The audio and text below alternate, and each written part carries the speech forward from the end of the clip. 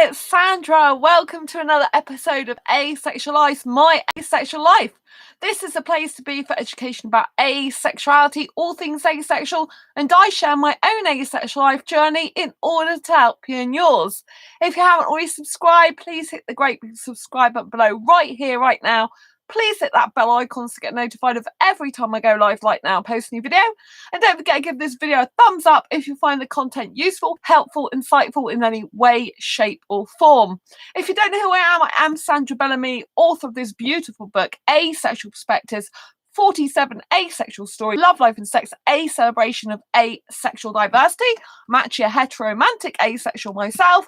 I'm also the founder of asexuals.com and the founder of Asexualise Academy. And I wrote this other awesome book called Fibromyalgia Self-Help Handbook, How to Manage Fibromyalgia to Have Less Pain, More Energy and Feel Happier Like a Superhero Rock Star. And this book is also fantastic if you want to learn how to manage your mindset better, decrease your anxiety and get rid of depression, which is something that you may want to do, particularly in this current climate. So, I'm Sandra, as I just said. I am a heteromantic asexual, and I've been actively pursuing a relationship for almost 6 years. And yeah, I decided to stop in recent months actively pursuing a relationship. So if you haven't already watched that video that says about I stopped actively pursuing a relationship and it's shocking what the results were, you might want to check that out after this video. So yes, friendship before relationship in asexuality dating. This is correct. You did hear right. So, in the past, for a long time, like I said, I've been actively pursuing a relationship for the last 6 years, since 2014. And this would be the 6th year. And I started dating in 2012 to 2014. I was dating sexuals, which was very difficult for me, and I just couldn't do it anymore. So I have since had some dates with sexual guys. I was even in a brief relationship with a sexual guy last year, but it just didn't work out. And really, I honestly need to be with an asexual guy. If you kept abreast of what I've been doing, in recent months, I have been going clubbing again. Obviously not at the moment because we can't go out at the moment to various places like this. Everything's shut down when I'm recording this in March 2020 live because there's a virus going around the world at the moment. So these places are shut. But in previous months, I have been out at my local club where there's most likely to be asexual guys, and I particularly like Indian guys. And I have met some Indian guys and foreign guys in there that have been interested in me, quite a few. They've always been sexual, sadly. So there was an Indian guy who was kissing me for over an hour in the club last year. And it felt so good to finally have that dream realised because since 2014, I've wanted to be in a relationship with an Indian guy. I know I have an Indian guy soulmate. I just intuitively know that. I'm quite a spiritual person, so I know spiritually, intuitively, that's still the case. Nothing changes on that. And that's partly why I've decided to not actively pursue a relationship anymore. One, because it was making me very upset, very anxious, very nervous all the time. I was kind of like spending a lot of my hours doing that and feeling very unfulfilled. That wasn't finding anyone. I found it quite difficult. I was struggling with it. There's not that many asexuals that actively pursue. A lot of the time sexuals do, but not asexuals. A lot of them, not all of them, sadly. And it was getting to the point where I realized that it was becoming unhealthy for me. It was becoming a bit toxic. So I admitted that on here, and I decided to end that toxicity for me. So what does not actively pursue mean? It means I'm not going around on loads of dating sites chatting to loads and loads of you know, like when I say loads, I tend to try one out at a time. You know, I'd normally message someone and then see if they're looking for the same type of things to me, or I get response and see whether they're looking for a relationship or friendship, that type of thing. But I was doing that a lot. And obviously I was on mingle2.com. I'm still on there, which is a sexual dating site. I'm still in sexual dating groups. I occasionally do go on Mingle2. I mean, for a month I didn't even go on it. Then I went on it, I left it, I checked in and then I left it a week, and then I started messaging back, because there's this guy who always messages me on there anyway, on a continuous conversation. He's the only one that I actually speak to on a continuous basis. The rest are just like, I mean, even though he's sexual, you know, you can actually have some sort of conversation with him. He actually respects me as a person, likes me as a person, even though he fancies me, obviously. Join the queue. So yeah, and I still get a few guys on there, but they're pretty much, you know, they're just all sexual, so there's not really much point. But it's quite good. It might come in handy for research when I'm writing books, because I'm going to be writing some books for sexuals as well as asexuals, because unfortunately we do live in a highly sexualized world. And yeah, I think sexuals aren't actually very good at sex. I think they don't really understand what they're meant to be doing a lot of time. They just think stick it in and that's it. So I do have experience half of my life of sex and sexual activities. So yeah, there's no reason why I can't write books for them, and I can use that money then to just carry on doing my asexual stuff, you know, because obviously got to pay for my domains and everything else, and do you know what I mean? And pay for the internet and stuff like that. And obviously people in the world at the moment, they're cutting down on paying for certain things, you know. So because I have unlimited internet on my home phone, which obviously is a higher price plan and stuff like that, so I'm keeping that. I want to keep it. I want to keep connected to you, especially at this important time in your life. You know, I want to stay connected to you. It's really, really important. I'm here for you. And so yeah, so anyway, and also the last time I went clubbing this year, I was dancing. I did dance with 3 different guys. I didn't let them kiss me on the lips, only the cheeks, 2 of them. And the last one was an Indian guy, and he said he'd been in this country for 8 months. Well, in my city for 8 months. Yeah, he basically was in this country, came to my city to study 8 months ago. So he's been particularly came to my city to do it. And then he's working in Nando's, which is the restaurant me and my friends go to. So me and my best friend's asexual friend Sam, we actually saw him working there last time we went, which was only on the 14th of March 2020, before they shut the restaurants down. So yeah, it was really, really interesting, because he'd only been in here 8 months.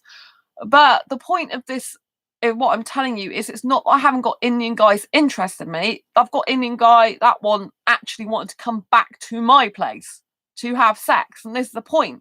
I can get a young Indian guy, because he must have been like 19, 20 at the most. I mean, he's only just come over. It's the first year of study, so I would be 19 or 20. It's not very old, really. Do you know what I mean? He's old enough to obviously know what sex is and to get a job and to do studying. So yeah, the point is that it's not I can't get an Indian guy. If I want sex, yeah, I can get one easily, but I don't want sex because I'm asexual and I lack sexual attraction. So I don't have that innate need, urge, want for partner sexual intercourse. And to be quite frank, I don't like looking at a guy's penis. I have absolutely no interest in a guy's penis whatsoever. You know, I don't mind sitting on his lap, so if it's there in his trousers, tucked away with his clothes on, that's fine. But I don't need to see it naked. I don't need to do anything with it. Do you know what I mean? That's it. I'm not interested, to be quite frank with you. I'm only interested because it's a part of him, and if I was in a serious committed relationship and loved him, then obviously that comes with him. So do you know what I mean? But you know, I have no interest in that, sexual interest in, you know, doing sexual stuff with that. I just don't have interest. I mean, I am all right sitting on the guy's lap and in between his legs, which some people might find sexual, but, you know, I just like feeling it's like a teenager type thing. Because teenagers sit on each other's laps, don't they, really? So there you go. That's kind of thing. Sweet, innocent type of stuff, really. With a bit of a lot of kissing. Do you know what I mean? So yeah, yeah, so that's kind of where I am. So it's not I can't get Indian guys in my city. It's not I can't get foreign guys, but they're all sexual, you know. And so I'm glad that I'm not actively pursuing a relationship anymore. I'm glad I'm not putting all the hours in that I was before. I'm glad I'm not doing that. And I still have guys interested in me anyway, you know? And I always used to rush into relationships, as you know, because you follow my journey. I've been doing these videos now since, well, I've been doing videos on my channel since 2015, but I've only been live streaming since 2018, most days. My intention is to do it every day, but sometimes, you know, get a bit like woo-woo and don't quite make it. But yeah, I try to live stream every day if I can. And so, you know, I've learned over these years, particularly the last year, there's absolutely no way I can be in a relationship with someone and trust them without being friends with them first, you know? And I learnt this through being with my, you know, best asexual friends, really. I mean, I have to say though, my bestest friend, Sam, you know, we knew each other from my asexualized no sex dating group, but we didn't become close friends until actually I met them in person. And so me and Sam, after 3 days of spending time together at asexual meetup and then time more me and them, then we became like best friends forever. And that's very unusual for me. I don't usually trust a guy straight away like that, or a person. They identified, when I first met them, I knew them as a guy, even though they might have been non-binary back then, which they are non-binary now. But I didn't know, actively see that they were non-binary. I think they've had it on their profile for a while, but I didn't actually notice. So that was my bad. But so I used to refer to them as a guy before. But yeah, they're the only person that I've ever had complete trust in, and I do have complete trust in them. I mean, really, complete trust. I don't have that with any other person, really. 100% trust. I just don't. So it's really nice because I didn't think I'd ever find that in my life. I mean, I did have a friend when I was a kid, you know, and but they don't, you know, now they're just not even interested in speaking to me anymore. They friend requested me when I saw their brother's ban, and then they just unfriended me and never spoke to them since. But they still speak to my parents, which is a bit bizarre. But anyway, they've got their own life. They're the marriage and kids type, and I think maybe they saw an asexual post and thought they didn't like it, and off they went. I don't know. Do you know what I mean? Who cares? Person should accept you for who you are if they're a really good friend. Clearly not.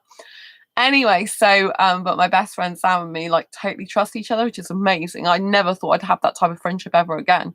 You know, it's just amazing, incredible. And they're very, very special person, very intelligent person as well. Very kind-hearted soul. Very kind-hearted soul. Very blessed to know them. So if you're watching, Sam, lots of love to you. So yeah, so, you know, I've learned through the process of having friendships with asexuals and close friendships, because I have got another friend called Andy, who I am quite close to as well, who both me and Sam are quite close to.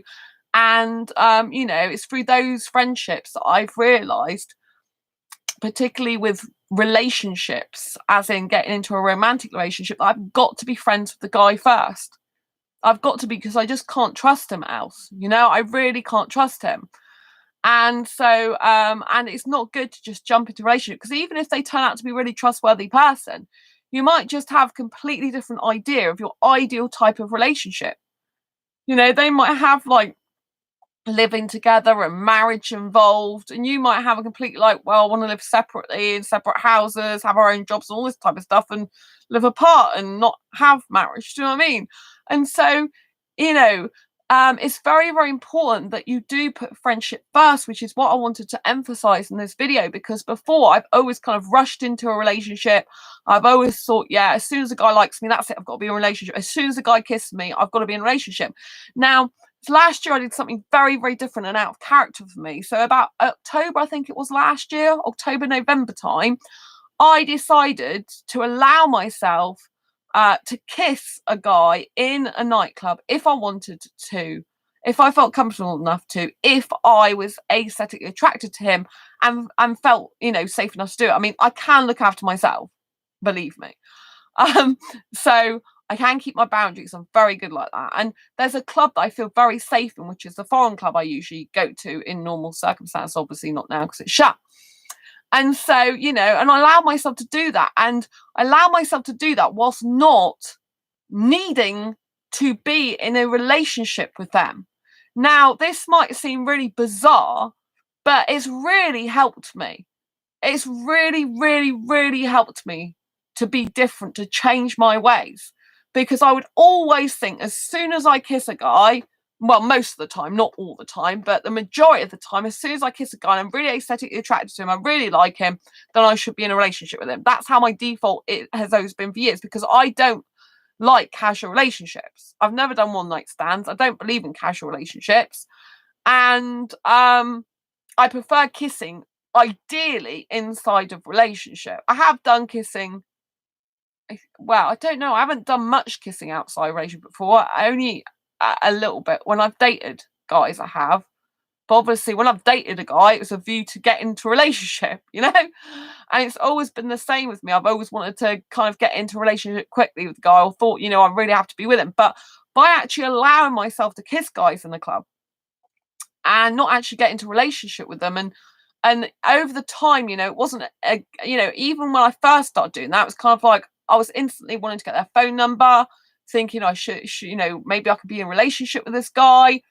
But now I've learned over the period of time not to do that. So if I go clubbing now and I dance and kiss any guys, obviously not right now this minute because we're on lockdown, and places are shut and it's not a good idea to do it this time. But before, what I'm talking about is before, you know, by allowing myself the ability to be able to do that and the freedom to do that, it's actually made my mind better, because I've actually learned that I don't get a guy's number. You know, if he is really interested in me, he will ask for my number. I don't have to do any work. If he walks out of the club and doesn't see me again, and I don't see him again, I'm okay with that.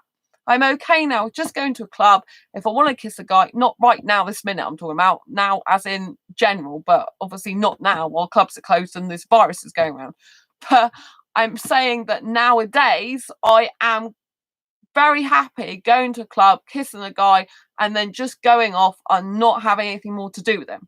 I couldn't do that before. Over these short months, like these last, 5 months or something, or 4 months more like, actually, because I haven't been clubbing for a while now.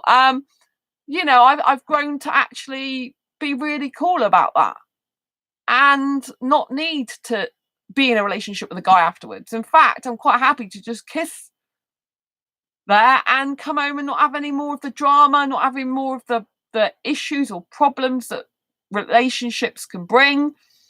And I know these guys are pretty much all sexual, so I do hold out hope that maybe there'll be one asexual guy there that's romantic and actually maybe he's come with his mates and he's not usually his scene, but he's gone there anyway, and then maybe I'll meet him like that. So I do hold out some little bit of hope that maybe if I go, you know, when everything goes back to normal, if I go there and you know, maybe I can meet an asexual guy in the UK in my city. You know, it's anything is possible, and I think that's the main thing to think. But having said that, I believe it's not the right time. I mean, before this virus kicked off, I even thought it's not the right time for me to have a relationship. Yeah, it's not the right time. I want to focus on my career, and I'm really glad I made the switch before the virus broke out. I'm really glad, because my mind is a lot happier being single now. I'm very happy being single. I don't want a relationship right this minute.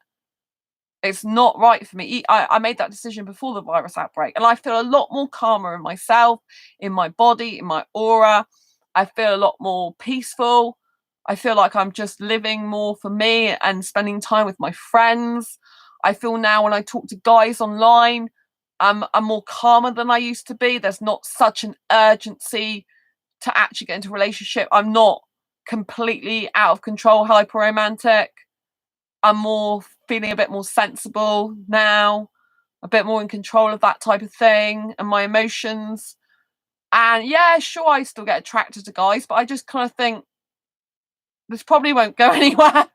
You know, it probably won't go anywhere. I'm happy being single. I don't want to be in a relationship right now. And with the current situation, you can't really get into a new relationship physically anyway. You can only talk to people online. But obviously, like I said in a previous video, with the virus outbreak, this is a perfect opportunity if you are into asexual dating and find someone for a relationship to actually get talking, messaging loads of people online in different groups and stuff. This is very, very important. It's because more people are at home and you're more likely to find a quality person for you, because the people that have actually got nice, you know, better paying jobs and kind of like the people who are like more interested in career, usually some of them are not working anymore at the moment, so there we'll be thinking what other areas of my life can improve. Oh yeah, relationships, I've never done dating, so let's try it, let's go online, you know.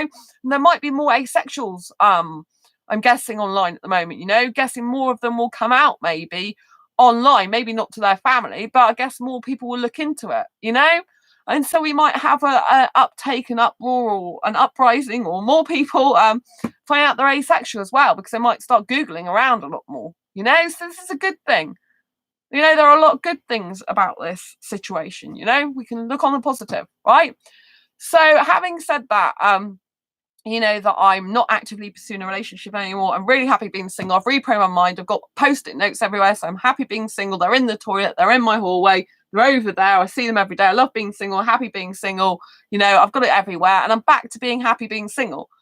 I know now that if I don't ever get into a relationship, it's not the end of the world. You know, I mean, I was thinking that before, but when I had the brief relationship last year, my mindset switches around to then really wanting to be in a relationship. You kind of have to break that cycle. But I realized, because I saw this spiritual coach on YouTube, she's very good. And she says, you know, in order to like manifest, because I don't know if you believe in manifestation, but you can, you know, there's a lot of ways you can supposedly manifest your favorite, you know, your ideal person to come into your life, the person or your special person, that type of thing, when you want to be in a relationship with. And she said you have to live as if you've already got them and they're in your life right now, and live in the end. And she said, though, that it's not just about how you feel about them and you love them and you feel, you know, wonderful to be with them. It's about how much they love you and the feeling of being loved. And I realized it was all me. It was all me feeling like I loved, you know, in my image, the Indian guy, right? And I found it very painful. It was very much upset me. And I realized that nothing's going to come my way if I'm upset and in pain like that. If I see relationships as painful and upsetting, it's not going to be good for my health and well-being. It's not the right mindset to go into a relationship. So that is why I just stopped pursuing a relationship, and I'm so much happier now, right? But I still am in sexual dating groups. I'm still on asexual dating sites, ASAP, and I haven't been in the Indian dating group for a while. So there's an Indian dating group, right, for asexuals. I'm in one in the UK, but there's only the admin that really posts in there. And when I did post in there, I got sexual guys contact me. One even phoned me up. They said, I want marriage and sex, marriage and kids, basically. But I see you say you don't want them. I'm like, no, I never want them. So that was the end of that. And then this other guy that seems like he was really understanding about asexuality. He goes, oh, it means you don't want sex. And I'm like, well, yeah, obviously not every asexual is the same as me, but in general, that's what it means. And I was just glad he knew what the term meant, basically. So I said, yeah, I don't want sex. I don't like it. So I thought he understood. I thought, you know, he started talking to me and then he just stopped talking to me. And then a few days later, he goes, oh, I'm lying in bed right now and I wish you were here with me. And I'm like, oh, God. I said, when I said I'm not interested in sex, I actually meant it. I said, there's thousands of sexual girls in the UK for you. I'm sure you can find one in your city of London. So good luck. Do you know what I mean? That was the end of that. I hate it when people like understanding and then all of a sudden they just like turn it around to be sexual. It's like, you've not listened to a blimmin' word I say. How disrespectful is that? You know, rude. So that's it. I haven't heard, you know, after the few sexual people messaged me off that group, and pretty much none of them were suitable, obviously, then that was the end of that. So I thought, you know, in the asexual Indian dating group, I thought I'd just post a post saying that I haven't found my asexual Indian soulmate in the UK yet. But I want to give much love to everyone in there and hoping they keep safe, happy and well, basically, because I do love Indians. You know, I actually think Indian women, I think their clothes are very beautiful. I will respect them. I mean, I'm not into women, but aesthetically, I think they, you know, I can see why people like them. You know, and, you know, I have great respect for, I mean, it's very different culture to mine. Don't get me wrong. I don't want to like be the, you know, the got to have marriage type. Do you know what I mean? I'm not into arranged marriages or marriage and convenience. I don't agree with any of that. But, you know, I love the Bollywood music. I love the Indian music. I like the fact that they are quite family orientated. In some ways, I like that, you know, because although it's like different culture, I think they kind of like have this kind of family bonding type thing. And I think that can be quite a healthy thing, you know, to have a very kind of functional family unit in that one sense. But obviously, some arranged marriages put asexuals through absolute hell. If their parents don't know they're asexual, they try and get them to arrange a marriage, and if it's with a sexual person and an asexual, the asexual can be like, probed into having sex a lot when the asexual doesn't want it and they haven't told their parents. So obviously, if you are listening to this and you're Indian, I really stress, please tell your parents, just because if they are going to do arranged marriage, which we all know pretty much most of them are, then you may as well, try and get someone who's like you. Do you know what I mean? That you don't want to be living a life where you're contracted to someone, however much you love them, that wants to do something you don't want to do against your will, and that feels bad if you don't like sex in any way, shape, or form. So it's very important, to do that. But I do think they're like the female Indian like dresses. I think they're very beautiful and pretty and stuff like that. I think they look like princess dresses a bit, and I like princess dresses. So I do have a lot of respect for like the whole Indian people, really. I like the Festival of Colours, and I kind of like follow quite a lot of Indian stuff anyway. So anyway, in this is what I said in the asexual dating, basically, that I haven't found my soulmate. I know he exists, right? Because that's why I wanted to stop dating as well, because I thought there's no point in me keeping going round and round and round looking for all these different guys when really I'm not going to be happy, I don't think, in my heart of hearts, unless I'm with an Indian guy. And if it's not meant to be in this life, it's not meant to be, and I'll just stay single forever. But I personally think that I will focus on my career. I will be happy being single for quite some time. And then when I've got all my career sorted out, I'm doing really, really well, which I will be doing. In these next couple of years, this year and next year. Everything in the world might be chaos right now, but I am working. I'm doing a course online at the moment, which is an excellent course, which I need for my businesses. Not just one, but I'm doing it specifically for one, which isn't to do with asexuality right now. But obviously, once I've learnt these principles, I can apply this to different businesses. But I've actually got a lot of stuff, business stuff that I want to do this year that I'm working through. Obviously something like there was one course. But the course I was going to do, which I've still done quite a lot of videos, I could potentially still do it, but it isn't the right time to bring that course out at the moment, because it's selling products online that usually requires people to, hi Sam, nice to see you. I mentioned you earlier in a lovely way. I said about you being my best friend and everything. So I'm learning core skills at the moment. I'm learning all these skills that I can transfer to different businesses. So I actually believe that once I've got all my business stuff done, which I will do this year and next year, like I said, while the world's in chaos, I'm knuckling down to work. So my best advice for you right now is to not panic, not watch the news, stay off the news as much as possible, right? Just stay off it. I know there's stuff coming in from feeds, stay off it. Very negative to the mind. It's going to put you in a downward spiral. Well, everyone else it's just chaos and panic and despair. Don't think about it. Just stay. Be calm, enjoy your life within your home as much as possible. Think of it like a holiday in your home. Enjoy speaking to your friends. I enjoyed speaking to Sam last night and this morning. It was awesome. I'm feeling really good about that. It was nice to see you smiling as well. So yeah, I mean, while everyone else is in chaos, you stay centered, you stay calm, and you get on with your work. And also rest. It's important to rest as well for relaxation and recuperation, right? So I know that I have set amount of goals between now and September. And I am going to have health for leather on them, I tell you, whilst also be careful of my health and resting as well. Same here. Oh, it's lovely. It's really nice to see you. And we're Skyping again on the 1st. It's it's on that calendar, actually. And it's in my diary. So yeah, I'm looking forward to that. So much. It's really good. Oh, it's really good. I love it. I'm getting excited already. See? Woo! So yeah, today was really good because I was very productive in doing this course. So I've been behind with this course because I haven't been very well with pelvic. A lot of my pain's gone today, which is good. Well, obviously not in the early hours this morning. I had to sleep because I was very, very poorly. I was very in a lot of pain when I was at the end of like Skyping Sam in the early hours this morning. I was lying down, so I was in a lot of agony. But a lot of my pain is just, I still can feel some problem there. Glad to hear it. Thank you. But I'm so much feeling better.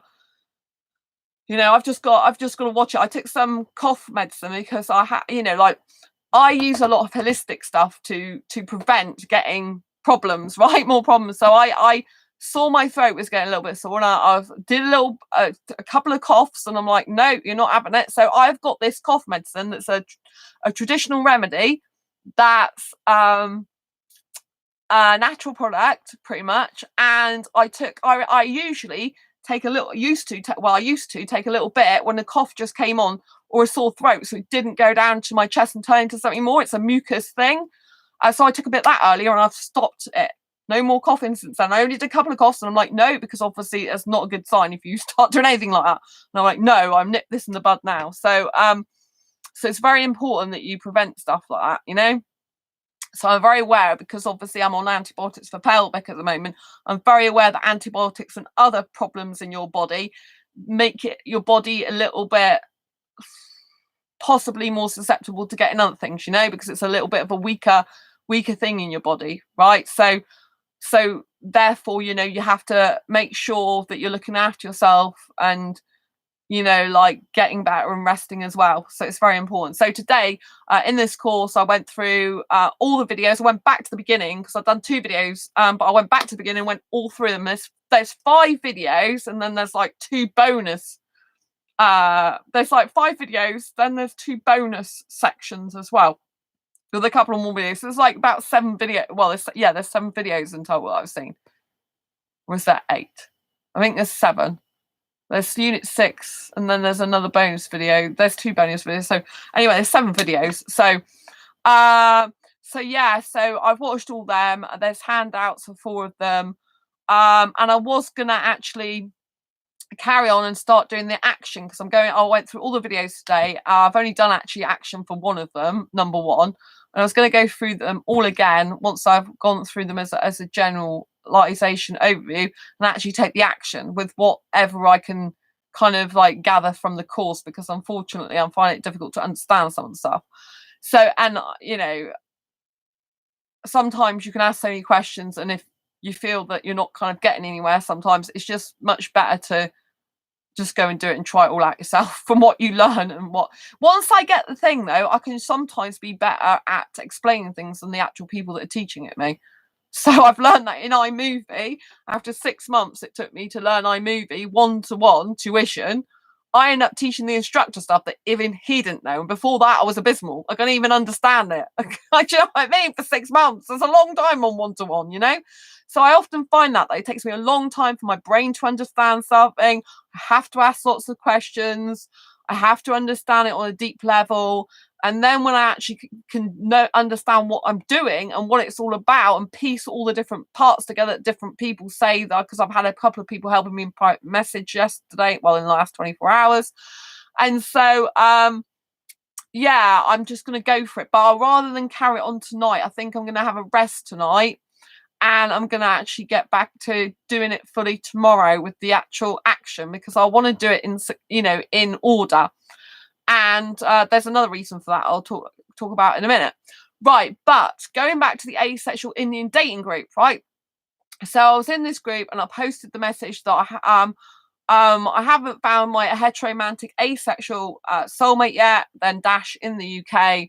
I know he exists, but I just want to wish you all like much health, happiness, stay safe, and give you my much love to you all, right? Because I do, as a general rule, as a general feeling, I know I'm meant to be with an Indian guy. There's no doubt about it. I feel very close to Indians in general, very close to Indian guys, very close to like knowing they're my people, even though I'm not Indian myself. I don't know if I've got any ancestors or something it was, but I just feel like it's my home. Obviously, I've got Sam where my home is as well, because home is where the friendship heart is as well, obviously.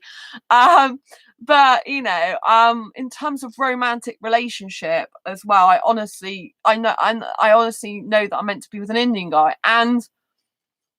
and that, because I came to that conclusion, that's why I don't want to actively pursue a relationship anymore, because a lot of the Indian guys I like who are asexual are usually in India, and I believe that once I've got all my business stuff sorted, that I will meet an asexual guy, and he will probably Indian guy, or someone who's sexual but could actually live without sex, because he prefers kissing and he's really not fussed about sex. He's not bothered, you know, he can control himself. He's strong like that. You know, that is a possibility.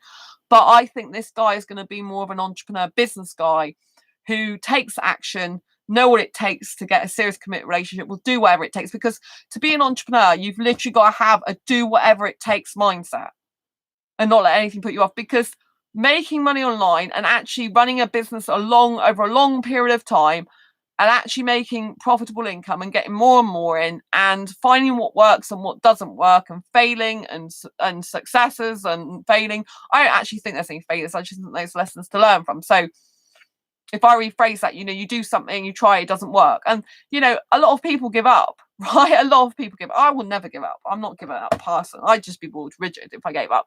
And, you know, I kind of like, what I do is I kind of try some stuff now. And then if it works, I do more of it. If it doesn't work, I start ditching it or just stop doing it, basically. And so, you know, I've kind of like, you know, I'm doing that type of thing more now. And like domains, I'm getting rid of the ones that I'm not going to be using or don't use anymore. Because, you know, it's important, especially this kind of like climate, you know, that you're kind of like ditching some of the stuff that you don't use anymore, that you're not going to use to cut down on business costs as well and things. So I think it's very important that you're in a good place when you get into a relationship or potential relationship. And yeah, I do believe I'll probably meet an entrepreneur guy who literally, you know, knows what it takes to be in a relationship, is a strong guy for me, and I don't have to feel like I've got to mummy him or tell him what to do or he's expecting me to do stuff. Do you know what I mean? It's to me, that's not a strong guy, you know. And I know I like younger guys, but there's a guy who's, I'm in his group on Facebook. He's an entrepreneur guy. From 18 years old, he made like £100,000, and he's in a relationship with a woman. He's 20 years old now, and he's in a relationship with a woman who's 40. You know, there's a 20-year age gap. He's like, I totally love her. It's been a challenging time, but I totally love her, because it's not always easy, is it? If you've got that age gap, not always easy, you know.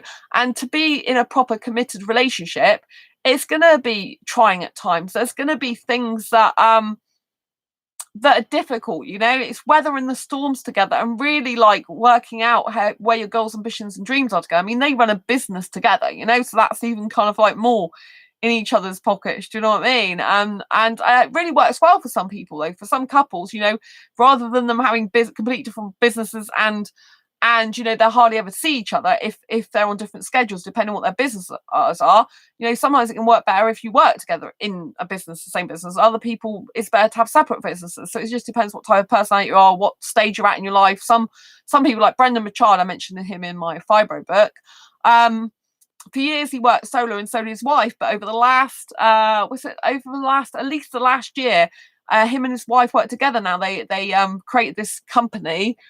Brendan used a lot of his own audience to get people in, and they work together. They do training videos together and do whole courses together now. So, and they moved as well to a nicer place. So kind of all their, you know, a lot of their stuff's together now.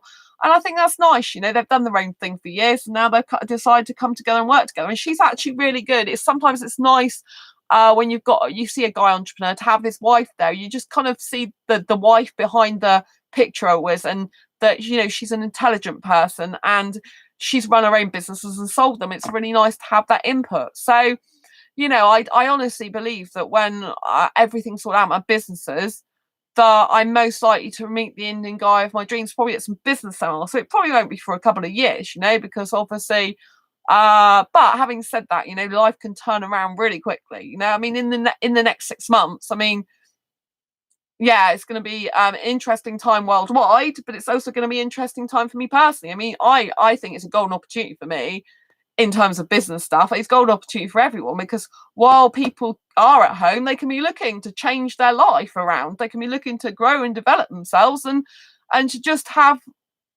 like, instead of scrolling through social media and watching the news and getting freaked out and panicked, because obviously that's what the news is designed to do anyway. The more people panic, the more people watch the news, and it's a self fulfilling cycle. You know, it's like, oh, I'm panicking, I'm anxious, I'm nervous, so I'll watch the news to see what's going on.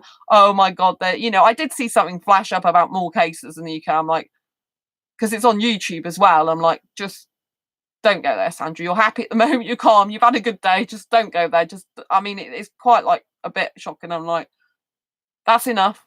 I don't need to know anymore. That's enough.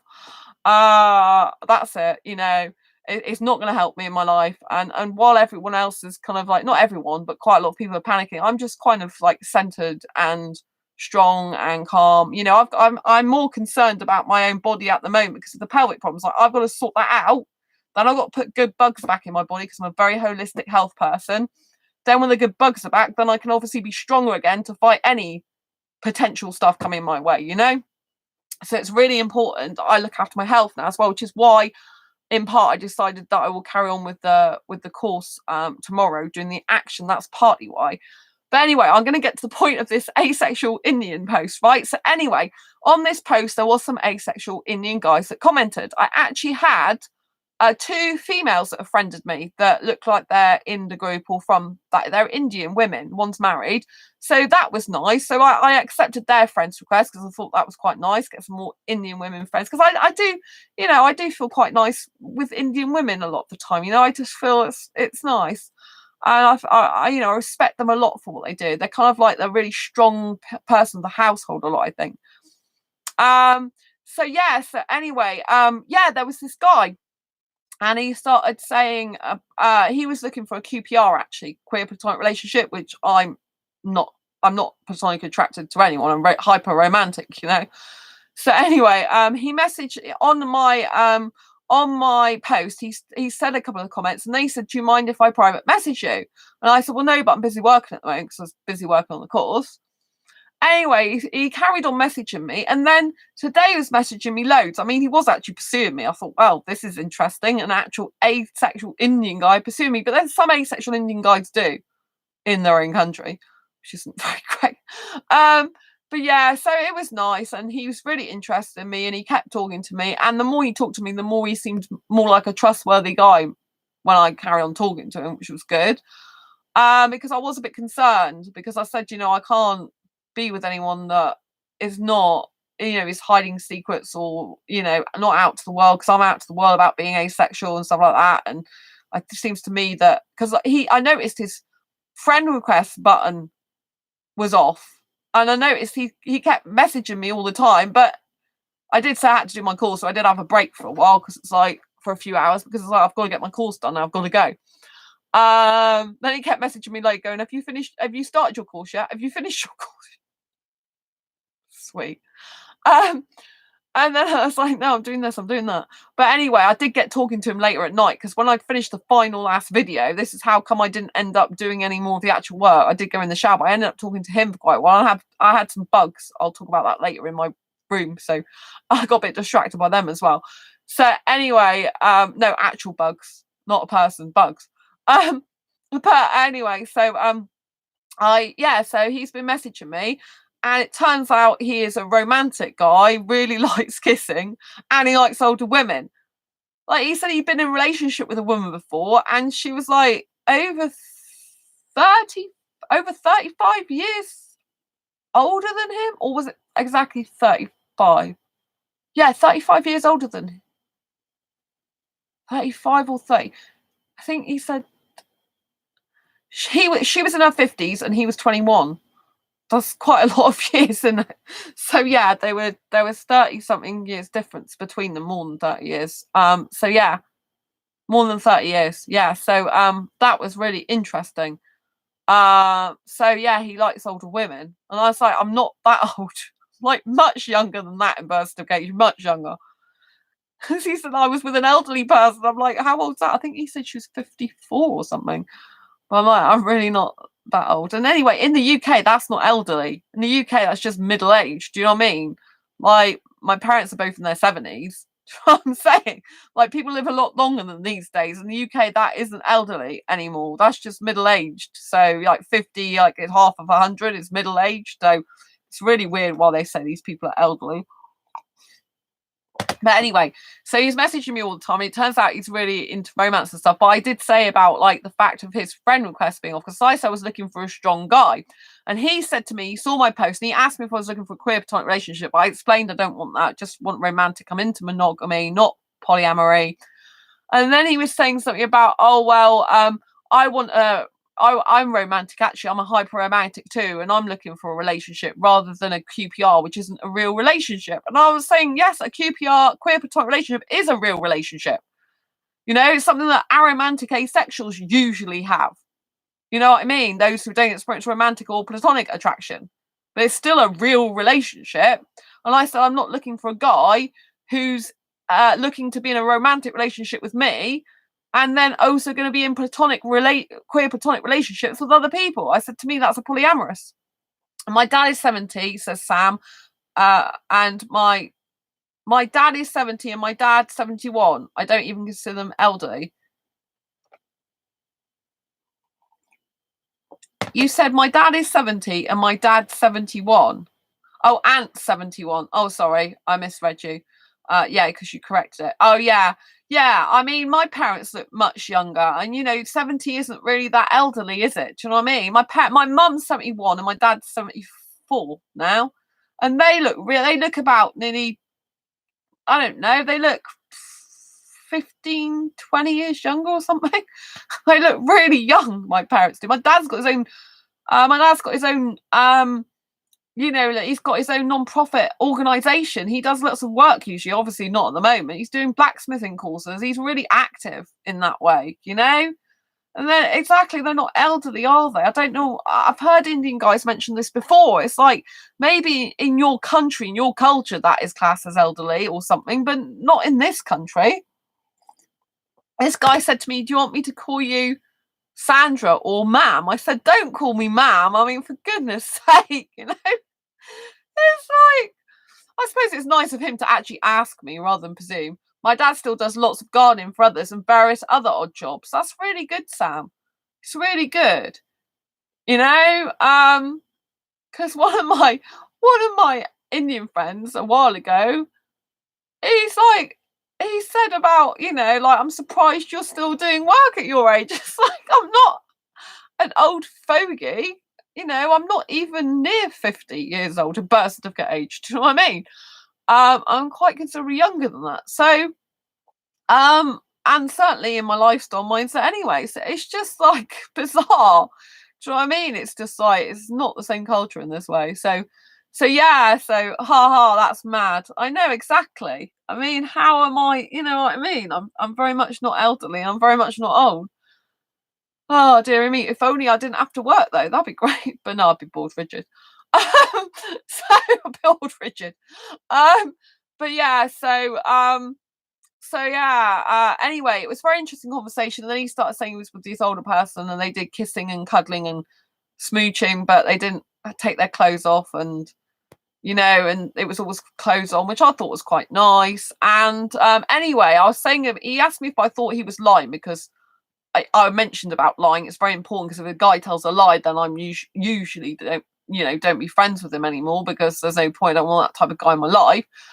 And he said, "Oh, do you think I'm lying?" I said, "I don't think you're lying, but you've got your inbox. You know, you can't friend request you, and you know you haven't friend requested me yet you're messaging me all the time, which is very strange, because you clearly like me. Yet, you know, a guy who clearly likes someone, if they're really keen on them, they usually send a friend request, either when they know the person's friendly enough to do that with, which clearly he must have known because he was messaging me loads, or, you know, even sooner, they just send a friend request, you know? So I was a bit like, you know, I said, because it seems like you've got something to hide. That's why, and that you like keeping things secret, you know? So he did actually friend request me after that, which was nice. He goes, I don't have anything to hide. So he said he had some problems, which I did actually see. He said he had some problems before with people like doing, you know, not good things via social media. You know, like you can get people that are not being good to you. So yeah, so he did say he had some problems. Now I wasn't sure if that's true, but once I got to see his profile, I noticed in November he did say he was stopping everything on social media. So that rings true, because it backs up what he actually told me. He wasn't making an excuse up when he told me that. So so yeah, so I am glad I actually saw that post on there saying I'm stopping all social media, just, you know, for his friends to just contact him via telephone. That was November last year. So, and he did that, say he had some problems with online stuff. with people not being good. So I really appreciate that. So I knew it's being honest about that. So that's really good. When I looked at his profile, it's really decent, you know, nothing to do with shagging women or sex, or not that I would expect it for an asexual, but there are still some asexual guys that have pages they've liked of women that are really in quite provocative clothing, and you know, like singers and pop stars who are like scantily clad and all that type of stuff. Do you know what I mean? But he didn't have any of that. The pages he's liked, as far as I can tell, are really sensible pages. So that's nice. And I noticed he's into photography. His photography is awesome. He's got a photography page, and the photographs he takes is beautiful. So I was really impressed with all that. And he's got a year 2020 vehicle. I'm like, well, you can't be like, you know, you must have money to get a vehicle like that. And he works like in accountants, you know, in a bank. So he's still working at the moment, even though the world's in crisis, because he's a financial service. You know, people have to stay open than when they work in banks. So it seems he's got his own money, he's got his own car, you know. So, you know, and yeah, he's a bit older than you should go for. He told me he was 29, right? But on his profile, according to his profile, he's clearly born in 1989, which makes him 30 years old and 31 at the end of this year in November. So actually he's 30, not 29. So I don't know why he didn't tell me the truth about that. It's a bit dodgy. But that's the only thing that I've seen that's not true so far, which was a shame. I'm like, you know, it's only well, it was in November last year that he became 30. So I don't know why he told me he's 29. It's bizarre. It's bizarre, but yeah, so I'm like, you didn't tell me the truth on that. Either your Facebook is lying or you're lying. One or the other. Do you know what I mean? That wasn't good. It's a shame. But he seems like a nice person otherwise. Like everything else on his profile is really clean. You know, no bad stuff on there that I could see whatsoever. Really nice. You know, it's not got that much on there, but there is stuff going back for like about a year. I think it's 2018, something like that. And there's, you know, the photography is really good. His page is really good. His photography page. So, you know, and he loves motor vehicles. But yeah, he must have a lot of money if he can buy a blimmin' 2020 car. Do you know what I mean? Like, yeah. So anyway, because I said in the group before he became my friend, I said before he started private messaging, I said I don't want marriage because you know what Indian guys tend to be like with me. Oh, let's get married, you know, for a visa because they can't get in the country. So I did say to him private message that no Indian guy so far has been strong enough. No guy's been able to get a visa to get over here. But he told me tonight, because I was thinking about coming to the UK anyway because I don't want to stay here because there's more opportunities. I don't know if that's true, but this is what he said. But he did say to me, because he asked me if I was interested in queer platonic, and I did tell him no and everything. I said romantic only, and I'm monogamous. And then I want the same, you know. And I said, you know, you're probably not even out to your parents about being asexual. He said, actually, that's not true. My family do know I'm asexual.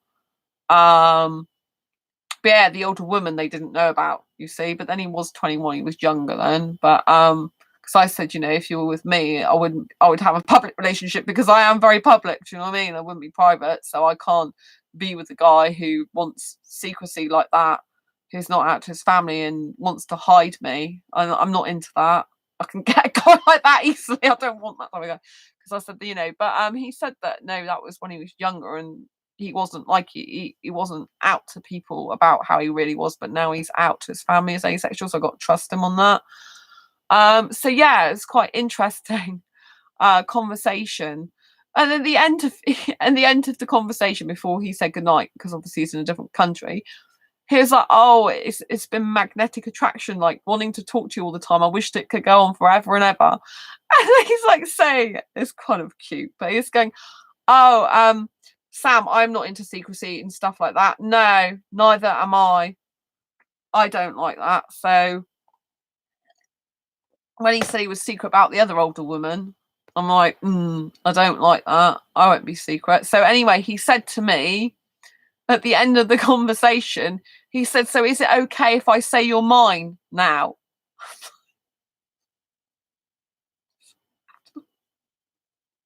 Bless him. I have to laugh. This is just from knowing him less than 24 hours. Like, maybe in the past, I would have, like, actually considered it. Because I was always kind of crazy for most of my life. I'm still crazy now, but I'm like, really? No. Oh, bless him. Because he started saying, because I said to him that I'm monogamous. I said, I'm not looking for a guy who wants a relationship with me, romantic, and then wants queer platonic relationships with other people. And also, I would want a guy who would be, saying he's in a relationship. He goes, well, I'm not in a relationship at the moment, so I can't say that, can I?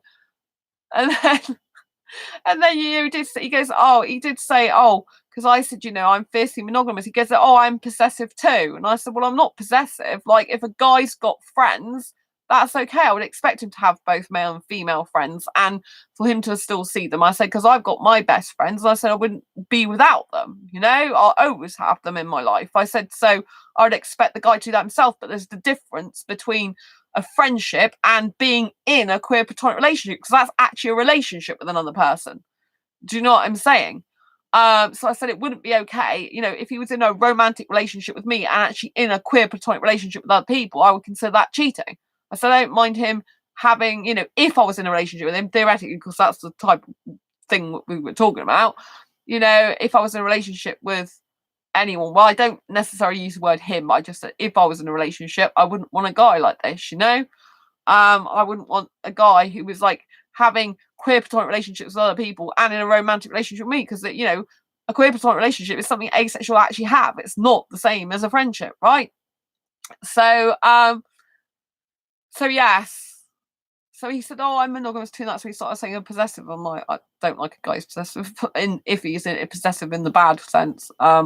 So yeah, I just said to him that, I've got best friends and I won't be without them. I said most of my friends are guys.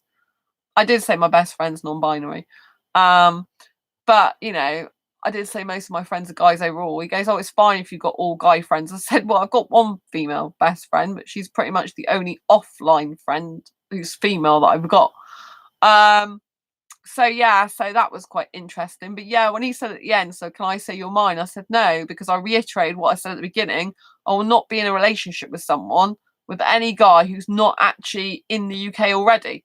And until he comes to the actual UK, I'm not having an online only relationship. And I have to know the guy for months anyway and be friends with him first.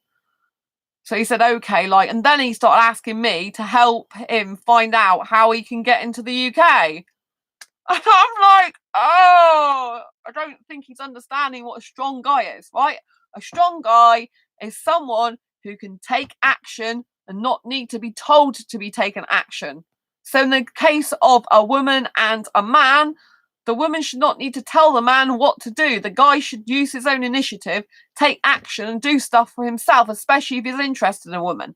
He should, pull up his sleeves, get a bit busy with it and actually take action. I'm female, clearly, but I'm a guy in this way, if you want to talk about being a guy, or even if you just want to talk about being having, with every person, male or female or non-binary, whoever you are, you tend to have male and female traits, although some people are very, very feminine. For example, Sam should be able to find out himself. It's pretty easy to find information if you're serious enough. Exactly, Sam. That's what I'm trying to say. Right? And any person who's strong enough, can do it for themselves. I've told him that I've had pelvic pain, that I haven't been very well. I've told him I'm doing a course. Yet he still asked me a question like that. To me, that was quite totally inappropriate, quite rude in the circumstances, and bloody lazy, to be quite frank with you. Excuse my language. I didn't say that to him. I just said, no, I can't do that for you. I've got my own work to do. I've got a course to do. I've told you that. I'm busy leading my own life and doing my own thing. He's like, oh, it's okay. I'll do it myself.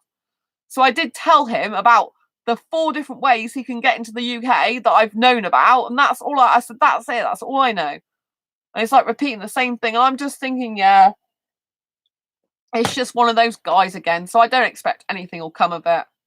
I really don't. I mean, he's got he's clearly got money because he's got a car and everything. But I mean, a lot of guys that are older Indian guys, they don't want to go back into education again anyway. And that is one of the quickest and easiest. Well, if you want to use quick, nothing's quick getting to the UK. But obviously, at the moment, no one can get in here. We're on lockdown. But I mean, I'm talking about in general. You know, one of the it's not easy, but one of the quickest and easiest ways to get into the UK without marriage is to actually come study here, apply, have the money. It costs about £16,000 in my city, Exeter, in the UK, in Devon. That was a couple of years ago. I knew that was priceless. One of my non-asexual friends looked into it. And that's what they said it was. But you can sometimes get some grants or that type of thing. But there was an Indian guy I met this year who is in a sexual dating group in the UK, but he is not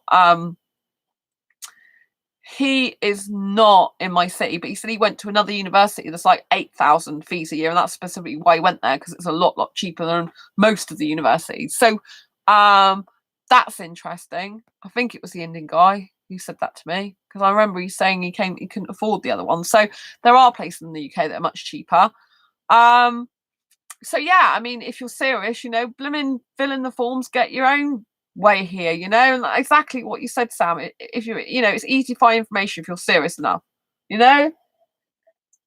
To be quite frank with you, I think it's quite rude to expect a woman to find this information out for you. It's like, I'm not your mother. Do you know what I mean? And would you even consider asking your mother that? Probably no. You probably get a slap round the head, not maybe literally actually by some of them, but I'm not that great with violence. But you know, and said, why don't you do it yourself? Stop being so blooming lazy. Do you know what I mean? It's ridiculous. Do you know what I mean? Would you ask people to do that? I just think it's, you know, it's bizarre. You know, it's like, why would you ask anyone to do stuff like that for you if you're serious? Exactly. They're not serious, are they? Really can't be. You know, it's the same old stuff, you know, and usually if someone's thinking about coming to the UK anyway, then they usually got on the case already, haven't they? But clearly he's not. So I don't expect anything to come in. I will Skype him because he did ask to Skype me, and it'll be an interesting experience. But I told him not until after my course is finished will I Skype him. It will be an interesting experience. But one is obviously the age thing is not completely accurate, and two is he's suggested that already. He said I won't suggest marriage to you because I said one of the ways is marriage, but don't ask me that. He goes, I won't ask you that. I thought, yeah, you better not, because I'll be out of here like a blooming shot. You forget everything, mate. You know, I'm not interested in marrying an Indian guy. I will repeat 55,000 times if I have to. I'm not interested in marrying an Indian guy or any guy. I'm not interested in marriage. I don't want to get married. I do not want to be tied down to a contract with anyone. People can change. Lifestyles can change. Goals, ambitions, dreams can change. People can go off and leave you stuck married to them and go back to their own country. I know that's happened to people. I'm not interested. I'm not interested. Right, or expect you to go back to their country. Oh, yes, but now we're married. I'm the man, and what I say goes. No. I am a complete freestyle solo artist of life, and I am not doing that. If a guy's going to be committed to me, he can be committed to me without marriage and doesn't need a piece of paper to prove it. And if he can't be committed to me without marriage, forget it. Do you know what I mean? But yeah, so that's just why I don't think this guy can be strong enough. I'm like, already you're showing that you're not actually that strong. One is obviously in your past, you liked older women that you kept secret. I mean, granted, that was when he was 21, so maybe he was less, you know, it was less worldly back then. You know, another is he didn't immediately friend request me or even friend request me after he'd been messaging me throughout the day. It's pretty obvious that I'm a good person, so why, and he really likes me, so why do that? He's explained about the inbox, but he did explain that he didn't friend request me because he's had some trouble online. But clearly, I'm not going to be trouble, am I? If he's after me and he really likes me, he'll see he already told me I'm a good-hearted person. He thought I was interesting and nice to talk to. So clearly, that wasn't the issue. So you know, I've already got some little bits of doubt. But then on the other sense, I get a feeling that he's quite a good person. I get a feeling from watching his. Like looking at his page and looking at his profile that he's not a bad guy. You know, he doesn't come across as a horrible person. I've not seen anything that's obviously the age is a bit like 1 year's difference. It's a bit weird. Well, you could argue a few months because it's only November, but still, it's a lie, isn't it? And so yeah. But overall, he seems quite good with his page and everything like that. But it's not going to happen, is it? I get this all the time with Indian guys. and they try and have an online relationship, and I tell them all the same thing. I said to him, I said, well, you might want to meet someone. I said no as well. I said, well, you might meet someone near where you live. I might meet someone nearer where I live. And if that happens, that's fine. I completely understand. And it'd be nice if you told me. I said that. I'd like to know that. But if you find someone else, but that's fine. You know, it'd be nice if you just told me. You don't have to. But, well, you know, but I did say it'd be nice. But you know what I mean? I will Skype him because I think it'll be an interesting experience when I finish my course. But not before, you know, that's it. Course is first. But, you know, I just, you know, I don't want to get too distracted because obviously, you know, I am busy doing my work and I don't want to get so distracted. Like tonight, I just feel like I can't do any more work now because I had bugs come. I'm going to talk about bugs in a minute. So yeah, so with the indie guy, like we've left it, and I do think he really likes me a lot. He did come across as though he really likes me, but it's not surprising because I get quite a lot of Indian guys that like me. But yeah, so you know, I was a bit, you know, I told him the full way, just in case you're an Indian watching this, because I know I get loads of Indians watching me, right? So you want to get into the UK, in my experience, in my personal experience of talking to a lot of Indian guys and keep telling them the same thing over and over again. I will repeat it, right? Just in case you're watching this, because I know there's Indian guys that sometimes watch me in secret as well. Love to you. So basically, you know, I would say the best way to do is go back into education. Now, maybe you've done your education, you think I've had enough of education, right? Well, that's your choice, isn't it? Then I'll probably say don't bother coming to the UK because it's probably the best way and the easiest way for you to get in, right? But maybe you've done a degree over there, but yet you want to do a postgraduate degree. You want to carry on your education to go to another level, you know, so you could come to the UK for a year and then try and get a job here whilst you've got a student visa. So you really need to get someone who's going to employ you here and to stay here permanently. That's what you really need. And in order to stay in the UK without marriage, you've really got to be here at least 5 years to apply for residency. This might change in the future. Okay. So you have to be working here, you know, 4 or 5 years. You have to be working here for 5 years. As far as I know, not just studying, you have to be working here as well. But you definitely have to be resident in the UK. Yeah. And you have to have a job when you apply. So, you know, some people do 3 years here and they've still got to go back to their country because it's not long enough to be here, right? You have to be in the country for 5 years plus to apply for residency.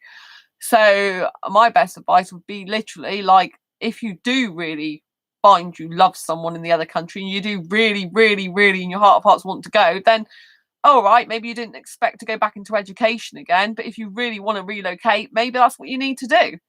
You know, like, go back into education. I mean, sometimes it can't hurt, sometimes it's good for you. You know, if you can't do that or don't want to do it, then you've got to try and get a job which actually has a company in the UK that you can transfer to. You can ask for a transfer. So make sure you, when you go for interview, you find out there's these places as well in, for example, London in the UK, which is the capital of the UK. And then, you know, if they've got, you know, branches out here, then you could ask for a transfer. Make sure when you go for an interview, you say maybe, you know, I want to work here for a while, but I am looking to relocate to another country. Like, which countries are you in, and is that possible? You know, and if it's possible, you know, that's even a best thing for you if you can actually move from over there to a job you've already got, because then once you've been in the job over here 5 years, or even if you switch jobs, but you really need a stable one, you know, like, you need stability, you need to be in work basically for 5 years, then you can apply for residency, right, and stay. There's guys who do it. You know, there's a guy I met in a club, Indian guy, he'd been here for 3 years working in a job and he ain't got no intention of moving back. He told me, to India. So there are people that do it. He's sexual, it's no good for me in a relationship. So there are people who do it. So now when Indian guys are like, sometimes they're like, oh, it's so difficult, I can't get a visa. I'm like, no, mate, you just don't want to be here. That's the damn truth. You fancy me, but you don't want to actually make the effort to come over here because it's not really in your heart. You're not really bothered where you come, where you're one way or the other. And a lot want online relationships. I'm not into that. I'm not into an online relationship. I can have online friendships, but I don't want an online relationship. You know, I want to be free. So if a guy does show up in my life over here, I'm free to go in a relationship should I choose to. Do you know what I mean? And I'm free to damn well kiss who I want. Obviously, I can't kiss anyone at the moment because of the virus, but Do you know what I mean? I want that freedom. I like being single. I love my single life. I'm not going to tie myself down to a guy who's showing me zero commitment, zero effort, zero energy, and even over it. It just makes no sense. But lots of women would probably do it, you know? So don't do that. No. And years ago, I would think about doing that, but I'm not that type of person anymore. I've learnt my lesson. And I've learned that friendship should become first. So the point of this video was say, always be friends with someone first before you get into a relationship, because I made this mistake for absolutely years. And I won't do it again, as far as I know. I have to say that, but I don't think I'll ever do that again. Because I worked out that really have to be friends with someone a long time. That's why I'm staying single. Because I know I've got no friends right now that, Sam, me too, oh bless you. Yeah, you're very much the same as me, like that. Like, let's not beat around the bush, let's just get into a relationship, you know, because that's kind of like, I'm a black and white thinking girl, but now I've learned, like, no, it's not good for you, because you don't know the person. A lot of the time they just show their best side to you, and you find out a few months or a few weeks down the line that there's all this stuff you didn't know about them, and then that sets you off. Well, with me, it sets off my anxiety, relationship anxiety, and I go into panic overdrive mode. I don't want that anymore. So now I realise, because I've got no people in my life that are in the UK that are potential for a relationship. None of them. No one. No asexual guy ever in the UK. No guy, full stop, is suitable for me in a relationship. I don't have anyone like that in my life at the moment. Unless theoretically you class this new Indian guy. But I don't think it's going to go anywhere personally. But there you go. Who knows? Stranger things have happened. But yeah, I don't think he's going to be strong enough for me, to be honest. And yeah, basically. I'm not sure about his complete honesty. You know, it's a little bit like, so yeah, so I'm thinking, well, I'm gonna have to meet quite a few people in parts of my life, and when I've been friends with one of them for a very, very long time, then I might get into a relationship. But as I haven't got anyone like that right now, particularly in the UK, because I don't want someone abroad anyway, well, in the UK, then, you know, that's it. I'm going to be single for years. So that's okay. You know, I'm going to be single for at least the next 18 months to 2 years, because that's probably going to be how long it takes me to get to know someone. And I've not got anyone right now. I mean, this guy's popped up into my life, you know, and yeah, I mean, he's even got a beard. You know, I'm not really into beards, but I mean, he seems like a nice person overall, but I don't see it going anywhere, you know. But that's why I've told him to be friends first, because I'll find out the truth just by being his friend. And he does come across as quite, I don't know, he's got quite a warm aura in some ways about him, which I quite like. But I just, you know, I just know that people tell you what you want to hear. I mean, I do honestly believe, though, in part, though, that there is an Indian guy would actually come over here for me. I do actually think he'd literally take the action, find out how to get his ass over, and he'd just come over if he's that interested in me. That would just happen. You know, a guy would just do it, right? And this is what I'm saying about being a strong guy or a strong person, you know, particularly, you know, if you're feminine and you're using your masculine energy, right? I got quite a lot of masculine energy, right? You have to for business, right? Well, some obviously you can use your more feminine energies if you're trying to attract the opposite sex into your business to actually get them to buy your stuff, because they're so busy gawking at your boobs or whatever that you really, you know, that they will just buy off you anyway. There is that type of thing. So you don't have to just be masculine if you don't want to, but if you don't like showing your boobs off or not really into that type of thing, or, you know, so you can be attractive feminine as well without even showing your boobs off. So there are like feminine powers within business, you know, you can sell quite a bit sometimes, especially to guys, right?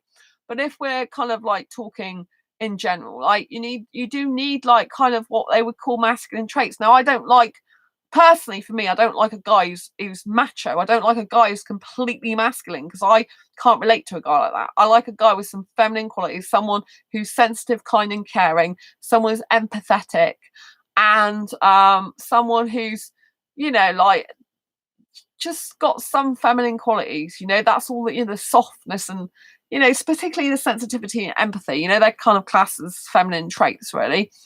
I don't like toxic masculinity where it's like macho and bravado and ego, and not that we've all got ego to a certain extent anyway, but you know, I don't like the one where he's all like, I've got to just have, like, you know, be down the pub with my mates, and you know what I mean, and like showing off with women in front of, you know, for other women, and I just don't like that type of thing, right?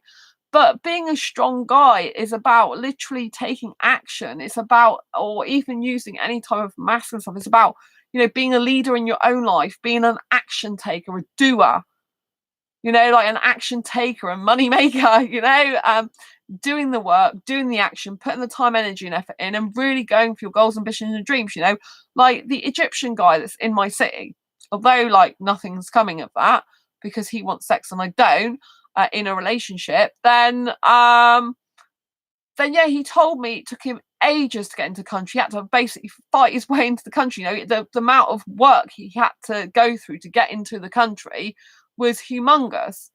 And because he's done that, he's such a stronger person because of it. And because I said, foreign guys seem to be more intelligent than British guys in general. I'm not saying every British guy's not intelligent, because I do know some. But and he said, oh, it's not that we're more intelligent, it's just that we apply ourselves more, so we actually do stuff. I thought, well, I'd like it if Indian guys were more like that. Believe me, asexual Indian guys would be great. And so he said the amount of hard time he had to go through to get into the UK to be here, really changed him as a person. He really had to really put loads of time, energy, and effort into it. It took him a lot to get in the UK, So I think people should take a leaf out of his book. And, so in going back to how to get into the UK, you really do have to put time, energy, and effort in. And with anything in a relationship, you've got to put the time, energy, effort into it. And you've got to really care about the person. You've got to want to do things with them, want to see them, want to be in their life, and really make an effort. It's no good I do like romance, don't get me wrong, but it's no good just having romance, airy fairy, but you don't have any of the practical solutions to actually be in a relationship, and it's all just pie in the sky. Do you know what I mean? You've got to have practicalities, are you going to live together? Are you not going to live together? Are you going to get married? Are you not going to get married? You're going to have children despite being asexual? You're not going to have kids? If they do live with you, have you got space for them to live where you live now, or would you need to get a new place together? Have you got space in your wardrobe for them? Have you got space in your life for them? How would you fit them in? What type of I don't know, give and take would you need to do? Do you want someone who loves cooking? Do you want someone who likes gardening? What hobbies and interests? There's so much to think about. But even the dynamics, to have a really long-term committed relationship, you need a lot of communication. Backwards and forwards dialogue constantly.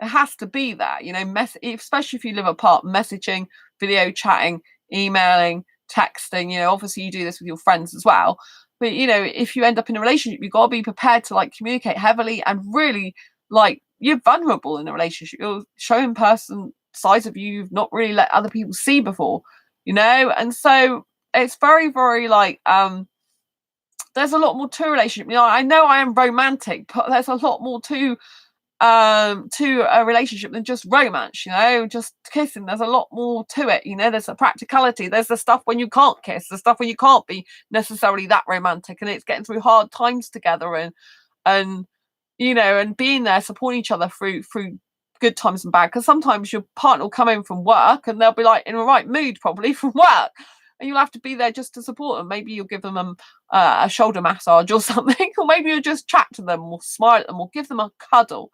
Sometimes people don't even want you to answer their questions. They just so upset and miserable. They just want a cuddle. Do you know what I mean?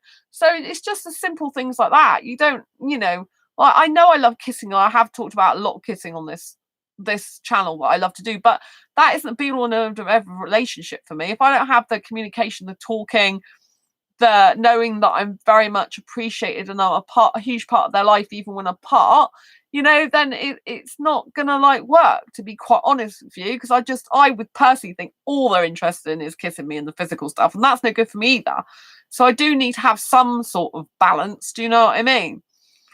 It's very, very important for me, and honesty is the most important thing as well. Really, really important. So so going back to how can guys get into the country for Indian? So obviously, like I said, you can come and study here. If you've already done your study, consider doing postgraduate or another course entirely. If you have got a company that you're with that's got branches in the UK, that's probably, and they definitely do transfers. That's probably the number one easiest way, if they're willing to do that within a reasonable time frame. If it's like, well, you've got to work here for 5 years before doing it, and say you want a relationship with someone, you shouldn't really be doing a long distance relationship in my experience and other dating coaches' experience. Really, you don't want to be doing it more than like a year, 18 months before you meet. Ideally, you want to meet someone within like the first year, because if they turn out to be the wrong person for you, you've just wasted all your life when you could have been with someone else or looking for someone else. Do you know what I mean? It's not a good idea. Personally, I wouldn't get into a relationship until I at least met that person in person. But even if someone visits you, they might just visit you once, and they might just go home and then go, oh, we'll be in a relationship now, go home, and then that's it. They're not actually going to come and live with you in your country. They've just made you believe that. That's why until a guy can get his ass here, get a visa of his own accord, get a job, get a place, and actually be here of his own accord, I'm not interested in getting into a relationship with him. I have no need to. I'm very happy being single, and I don't need that, hassle, drama. I don't need my life like that, because I'll miss the opportunity with a guy who can do that and be that person for me and be strong.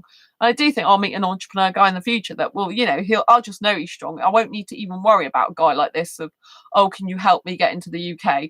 Oh, I'm not going to friend request you quite yet. And, he didn't say that, but obviously he didn't do that. And then I'm a slightly different age, to me, all that type of stuff is just like, it's not really being transparent, honest, and it's not really exactly, just being strong. It's not a strong guy. To me, those are weak traits in a person. Someone who says one thing and it's not quite exactly as it is, and someone who says their thing about coming to the UK but then expecting someone else to do it. To me, it's like not a strong person.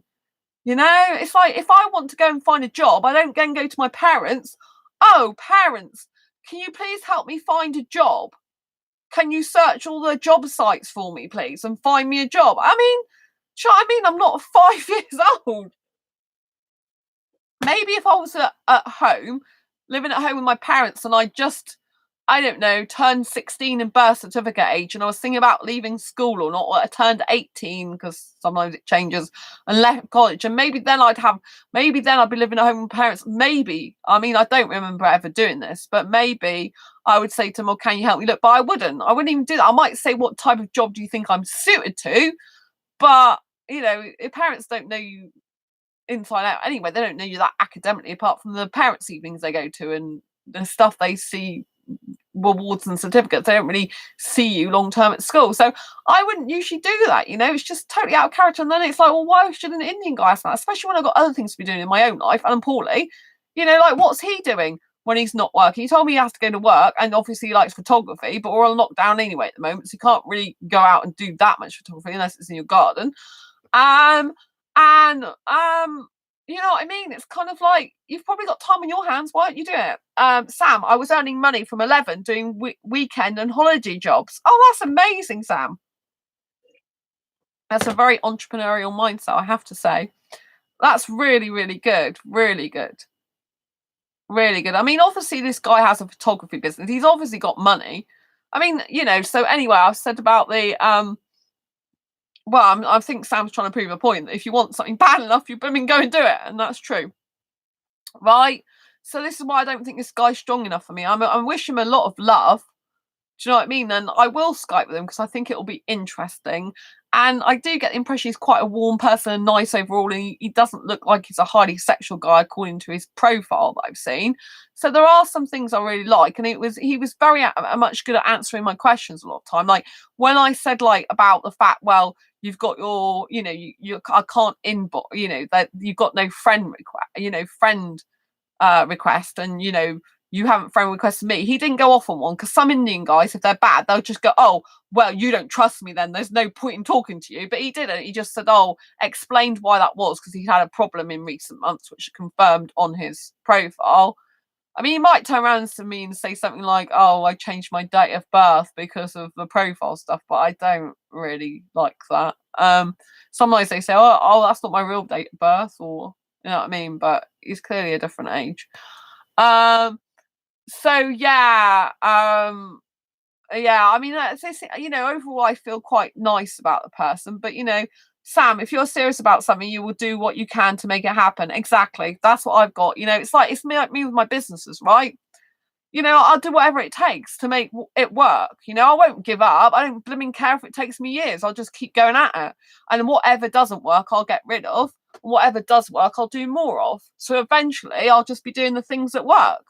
I'll just be doing more of the stuff that works and get more money. But it's not just about making money for me, but you've got to make money to live in this economy, particularly now as pretty much all the jobs are going online. People are losing their jobs in the crisis, aren't they? You've got to earn money. Sam, I know some people apparently don't put their real date of birth, which is a bit illogical because you can hide it on your profile if you want. Yeah, exactly. Some of them don't put their real date of birth. I've had quite a few Indian guys tell me that, oh, well, that's just like what I put on Facebook. It's not my real. It's not my real date of birth. Or I've had this one quite a lot as well. My passport is a different date of birth to my actual date of birth because that's what it's like in my country. Sometimes they just put one on there, but it's not my real one. Sorry. It's like, and why would I still be interested? It's like, really? It's like, honestly, I can't. If I can get a guy in the UK, entrepreneurial minded, strong, powerful guy, knows what he wants, has his own home, has his own business, very intelligent guy, loves me to bits, will do whatever it takes to be with me, quite happy if he lives in London and come down by car, spend weekends with me or whatever, and just tells me his date of birth, can easily show me his passport, can easily show me his driver's license or whatever. Quite happy to introduce me to all his family. Quite happy for me to be with him, even though I'm asexual. Quite happy the fact that I'm openly asexual. If I can get a guy like that, why would I even look at this other guy that's just started talking to me?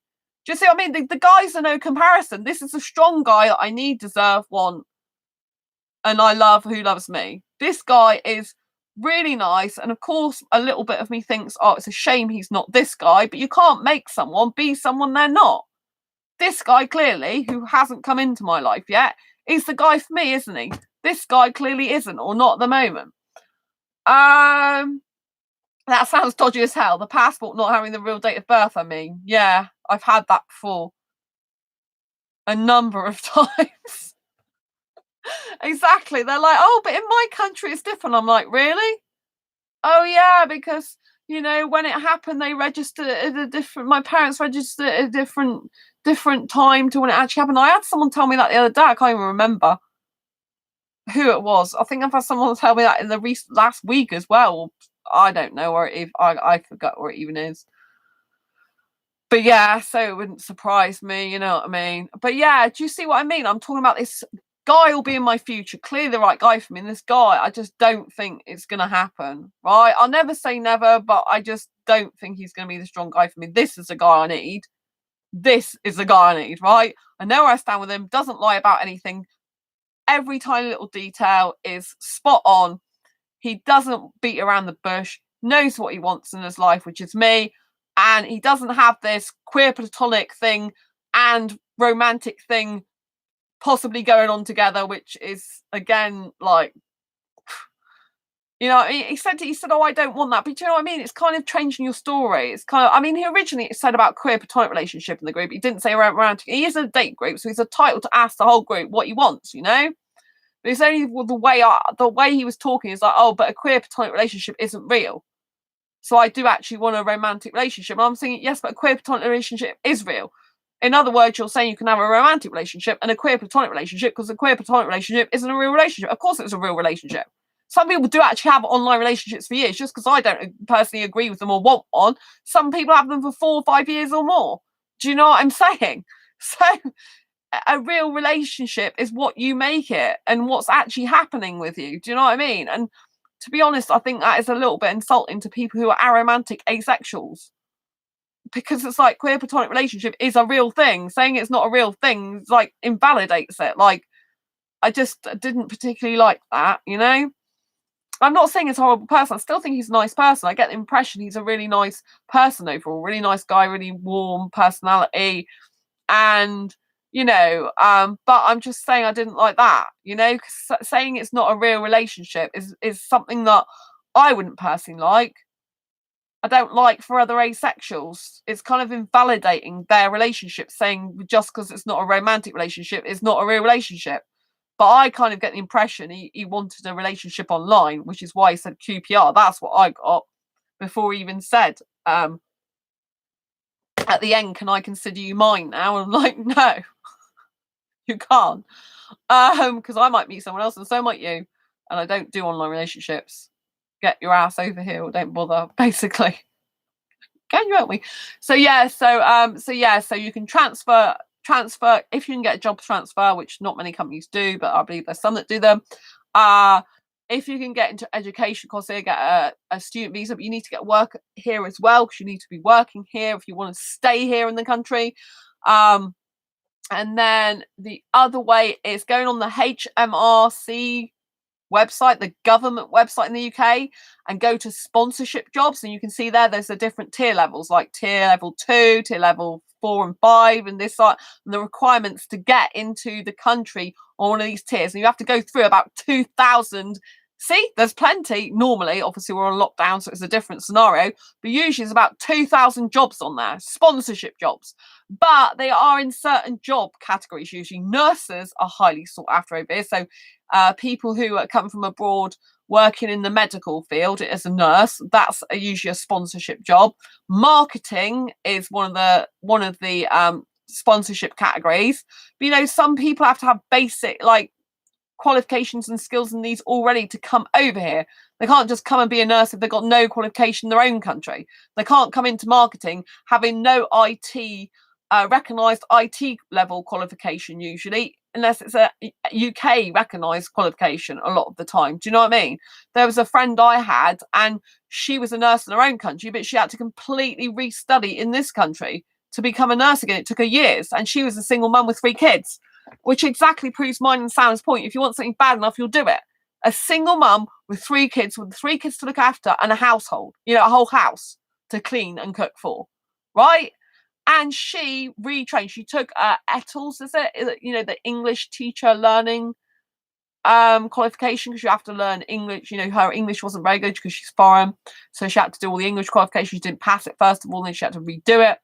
Then she had to redo, do a nursing qualification. Then she became on the staff bank, and then she got an actual job. But it took her years to. I think the whole thing took about 5 years.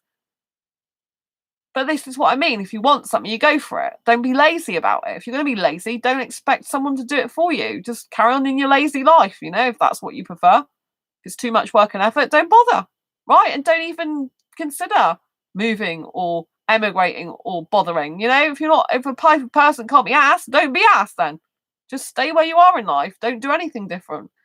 Be a robot. Just go along with whatever society throws at you until you're dead. Yeah, wonderful life. Good luck. I say what I mean on this channel and say exactly what I think, by the way. I don't mince my words because it's true. But some people like that though. Some people like just going through life, just doing the usual, and they're quite happy. And if that's what makes you happy and you love it, I'm all power to you. Good luck to you. Sending love. It's not the life I would choose. But that's up to you. But then loads of people wouldn't choose my life. They wouldn't choose to work loads of hours. They wouldn't choose to grind away. They wouldn't choose to try things out and have things not work. But I love that type of life. I love being challenged. I love not having the humdrum and monotony of regular life. I love going to sleep at 4 a.m, quite a lot of the time, waking up at 12. I love leading an upside down life. I love it. If I go to bed at normal times that everyone else does, normal times like 10:30, 11, I would literally not have the energy I have. A lot of the secret to my energy, particularly to do with the foods I eat and stuff, is because I go to sleep when my natural body clock is. It's 4 o'clock a lot of time. Not always. Sometimes I go to bed at 2 or even earlier, however I feel. But I go with how I feel. So if I feel tired, I go to bed. But I do not usually go to bed the majority of time before 2 o'clock. And particularly not before 12, the majority of the time. And by doing that, I have far more energy than other people. By living the life I live, I am so much more energized. You have to get 8 hours sleep and you should be going to bed at 10:30, 11. It's just a load of rubbish. It doesn't work for everyone. For some people, it works. Some people who are early morning risers, it really works. But I tried doing early morning risers and it just doesn't work for me. and going to bed early just the majority of the time. Sometimes I do. If I'm tired, I'll do it. I'm not like gonna stop myself doing something that I need to do. If my body needs to rest, that's fine. But making myself go to bed to me, going to bed at 10:30 or 11 is a crazy stupid hour, right? Me going to bed at 2 is not crazy stupid for me, right? Sam, there are many aspects of my life that I love that would not appeal to many others. Yeah. I mean, I love it. I mean, that's the other thing with relationships, isn't it? Which me and you've discussed, Sam, about me and you getting a guy or person for a relationship, is that, we're not really kind of like the norm in that, because we would like, you know, um, be on different schedules to them. I just sleep whenever needed, usually at 3 or 4 a.m. Exactly. And I have so much more energy. I mean, look, it's been 1:30 a.m. in the morning, and I'm like, woo, woo, woo. Do you know what I mean? Because I'm just like, I've done a lot of courses today. I mean, I've been through the whole, even though I haven't done the actual physical action taking, the action taking obviously is watching the videos and trying to learn them as well. So I haven't actually done much of the, I haven't gone on my website software yet and actually done the stuff. I'll be definitely doing that tomorrow. Well, today. So I'm looking forward to doing that. But it's been really good because I've got quite a lot done. Going through the whole videos is really good. And and just like going to bed at a time that's suitable for me is great. So I just feeling good. I'm feeling really good. I just love it when I just do some productive work, learn some new skills, really, really pushing myself to do stuff I've not done that I need to do. And I just feel good, overall, even though I haven't been feeling too well. My throat's getting a bit sore, which I'm hoping is just the fact that I'm talking a lot and my water's running out. But, anyway, so, so to recap I've got something to tell you about bugs in a minute. So to recap I'll put water in here first, I don't want my throat to get sore. So to recap on how to get into the UK, if you are a person watching this, then obviously do your own research and Google it, because there are, like, I'm in some sexual dating groups, like even an Indian one, and they sometimes post jobs in there. And there are Facebook groups you can join about jobs for Indian guys in the UK. So please use your initiative. I think there's probably ones for all different nationalities, but you can, I think I've seen jobs. I'm actually part of another Indian group that isn't a dating group. It's like a Indian not asexuals, Indians in London or something it's called. I can't remember, but they post jobs in there for Indian people, and there's like the sexual dating group in non-asexual dating group, that's the sexual dating group, the one that just the admin posts in most of the time. A lot of the people there are based in London, but even sometimes I think they even sometimes post jobs and stuff in that. But mostly this Indian site, this Indian group, like Indian London Indians or something to do with Indians in the UK, I think it's called. Some type of stuff like that. If you just search that on Facebook or even start Googling it, like Indian jobs in the UK, you can obviously you got to be careful, some's not a scam, but you can do that type of thing. You can do your own research, use your own brain. You know what I'm saying? And so get a job transfer, come and study here, get a job sponsorship from hmrc.gov.uk. This is without marriage. Obviously, marriage, a visa is the other thing you can do. But I'm telling you without marriage, because I don't think you should be expecting someone to get married. And I think you should be over here in the UK a very long time if we do get married anyway, because it's a different lifestyle change for you, as well as a different type of relationship. Right? So this is how to do it without marriage, because I don't think any guy should be asking a woman in the UK to marry him when they don't know each other. I just think it's bang out of order. What the heck are you doing? It's not a strong guy. This is a weak guy. This is a guy that leeches onto women usually and says, hey, I don't know you, but I want to marry you because I want a visa and then I'll dump you in 5 years. But don't worry, it's true love, right? Just don't do that to a woman. Get residency here, be for 5 years first, get your own residency. Then if you want to consider marriage, that's different. It does, it's not nice for the actual Indians that are genuine. Because a lot of the time, you don't even know a lot of the Indians that are genuine. It's not fair on them, to be perfectly honest, because not everyone's going to be like that, are they? So please, look at these things, do your own research. It's not that difficult. Other Indian guys can get into my city. So do you know what I mean? And then the asexual guy goes, oh, it's too difficult. I'm like, yeah, it's too difficult for you, mate, because you don't even want to be asked. You just like the idea of chatting to me online and the romantic feeling you get from me. That's basically in a nutshell what it is, categorically. So yeah, so and this guy still, yeah, well, when the lockdown's over and all, then when this is over, then I'll basically start looking. I'm thinking, well, you can still do your research now. Do you know what I mean? There's still jobs online even now. You know what I mean? Some jobs in the UK are online. You can work from home. So I mean, I would be researching all this stuff while I've got quiet times. Especially when more people are at home. Do you know what I mean? Online. Just I can understand it a bit more because obviously there's a lot of jobs that aren't available at the moment, especially in the UK. Most companies are shut. So it's kind of like, do I bother or not? But in terms of getting into the UK and what is needed to get a passport or a visa or to get a sponsorship job, you could be looking at all that type of information that tells you what it takes to get here, what qualifications you need, what type of visa you'll need. I said to him as well, if you get a tourist visa, you can use that for up to 2 years, but you can't legally work here. You can't stay here on a tourist visa. So if someone tries to come over on a tourist visa to see you, no, and you live in the UK or another country that an Indian's trying to get to and not doing it in a very fair, legitimate way because they're just looking to get a visa, for example, just be careful that if they get a tourist visa, that might be all right to come and visit you, but they can't work on that and they can't stay in here. And if they start using a visitor visa, there can sometimes be restrictions on them coming back after the 2 years. Like they can't come back after us.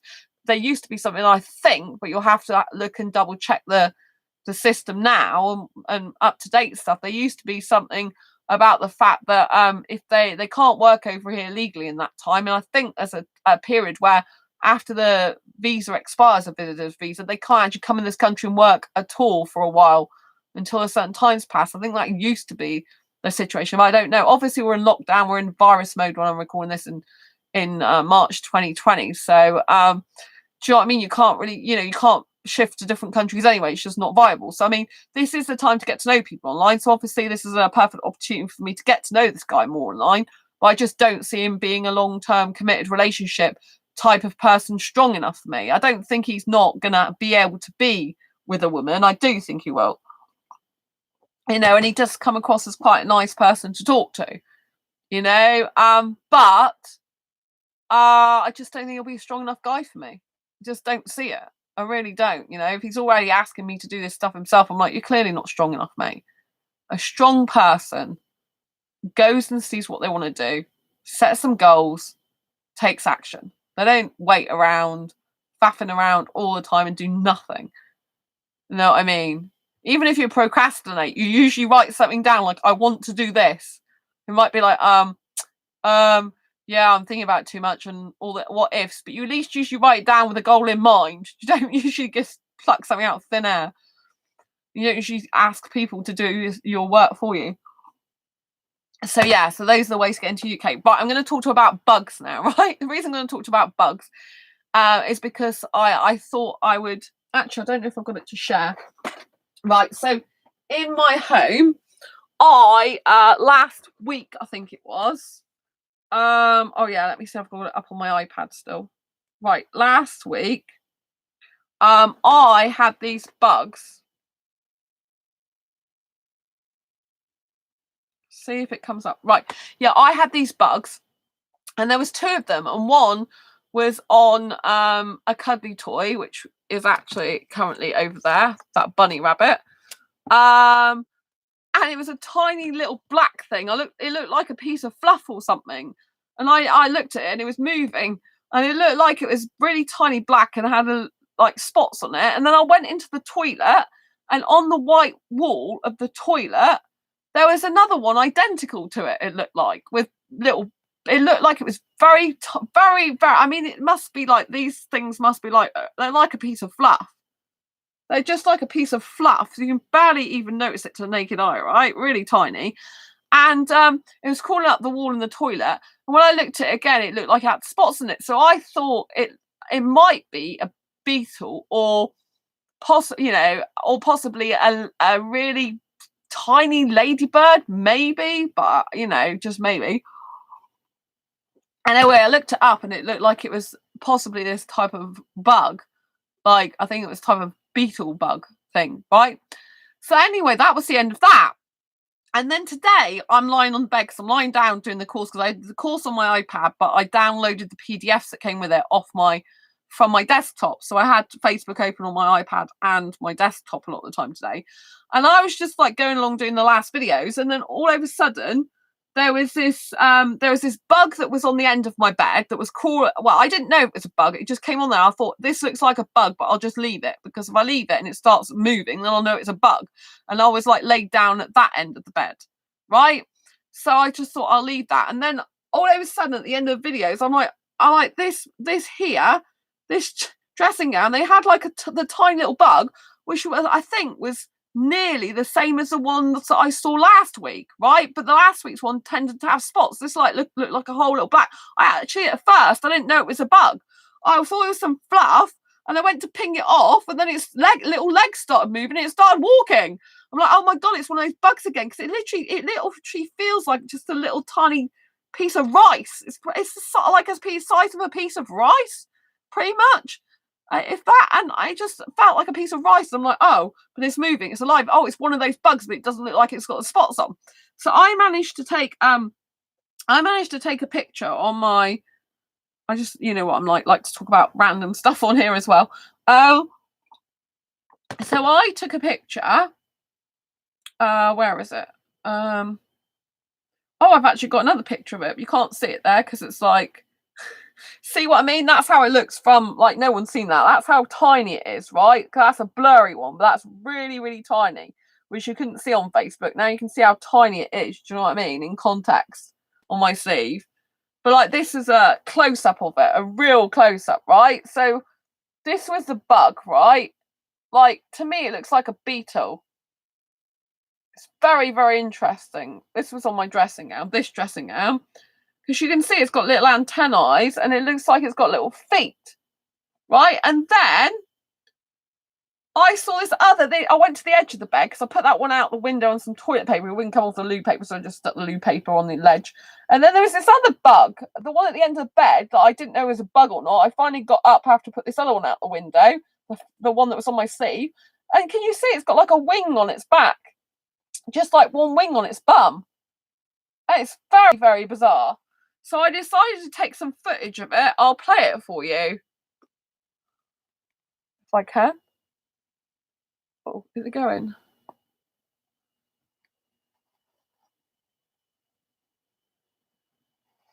Can anyone identify this bug? Because I have no idea what it is. And they seem to be infesting my home. These bugs.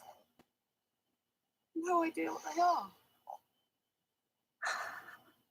So can you see, like, this bug has got like it's got like a wing out. It's really bizarre. It's got like a wing on its bum. Do you know what I mean? It's got like, how can it have like this wing on its bum? It's very bizarre. Anyway, so I was thinking, like, you know, because I thought, well, it can't be a bed bug because it was a bed. You know, I washed my bedding not so long ago. I changed it all and put fresh on. And also, I use a mattress protector the whole time, and I have a topper on top. I have a topper underneath the mattress protector. I have a topper on top of the mattress, and then I have a waterproof mattress protector, so it's got special backing. And I would be having loads of bites all over me. I've got no bites over me. So if it was bed bugs, and one of my Facebook friends thought it might be a bed bug, but when I looked at it, and another Facebook friend wrote on there, bed bugs tend to be browny colour, not black. They don't look like that. And I did research, and so it can't be a bed bug as far as I can tell. And like I said, you know, like, I found, like, the ones today, like, they're two different ones. Obviously, one's got a wing at the back of its bum. The other one was tiny, and the tiny one was almost identical to the two I had last week. One being, which was on the bunny rabbit, and then the other one was in the toilet, which makes no sense why one was crawling up the toilet wall. And I thought maybe it's a carpet bug or something, but there's no carpet in the toilet, right? So I've seen these 4 bugs. Now, I am very spiritual, right? I've got my insect totem is, I don't know if you believe in totems, but I really do. My insect totem is a moth. Now, I noticed today, or did I notice yesterday? It might have been yesterday I noticed, actually, but I'm not sure. In the last 24 hours, I've had a moth come, and it's currently on my cupboard up there. It's a tiny one, like this big. So that watches over me. That's a protector. And if there's any bad stuff in my life, it usually starts indicating it. So that will stay with me now until the thing I need to know, I know. So I'm very spiritual. Oh gosh, I just put water all over my keyboard, which isn't good. So I believe in insects telling me things, right? So whenever something happens and I get these random bugs or insects or something coming into my home, I then think, what's the spiritual meaning about it? So I know I've got my moth come, tiny one, different moths come usually, but I haven't had a moth for months. So obviously I need a visit. The moth's here to tell me something or protect me, right? So I thought, I thought, haha, the bugs have randomly showed up in my life, so it's probably something spiritual, right? Right, so it's probably some spiritual meaning, right? Because if they just turn up randomly in lots of different places, there's no rhyme or reason to it, right? So I want to find out what the spiritual meaning of bug is, right? But I think it's a beetle. I'm pretty sure it's a beetle. So a black beetle. So I wanted to look at what the spiritual meaning of a black beetle is. Now I'm on this website, and I have to give credit to the website owner, to the website. So I'll try and put the link down below to this in the description, because they do say if you quote from this site that they want you to actually, not use it without giving, without actually saying where you got it from. So I just wanted to let you know that I'm getting it from this site because I'm going to read it out, which is nothing to do with me. I don't own the copyright, right? So this is a person who does spiritual readings and everything, right? So that is the place I got that from, right? So I can't even pronounce it. Cornisha S. Lemon. Whispers, channels, prophecies, and visions. Black beetle symbolization. This was done on the 28th of the 4th, 2017. I was born on the 24th of the 4th, not 2017, because I'd only be 3. But never mind. Don't say it. I know you're only 3 anyway, Sandra. Right. So this is a black beetle symbolism, and I thought this is perfect for my current circumstances. So this is what it's telling me, right? So I'm thinking, thank you, because this is what I mean. When there's no logic to something, why bugs come in your home, especially in the middle of whatever, and I haven't got any grass here, right? Random things turn up. My actual so you can get a totem insect, right? Your totem spirit is something that's central to you all the time. It's like your guide. It's your totem insect, and it's a spirit animal that's dedicated to you. So mine happens to be a moth. Well, I did a test online, it said butterfly, but I know it's a moth because I always get moths coming when I need some help or troubled times. And one time I had a moth staying in my toilet for nearly 2 weeks. It would not go away, and I had a guy in my life that wasn't very good for me, and then eventually when he went, the moth went, so I got to be careful, because obviously I have got this new guy in my life. There's other people that connected to me recently, so I've got to check that it's not to do with that, and him saying, the moth telling me he's not good enough for you. So I get a lot of the moth coming when I've got guys who come into my life that aren't actually the right guy for me, or, they're not good for me. So I got to pay attention to my moth, right? So that is my spirit totem, right? I just believe in this stuff and know it works for me.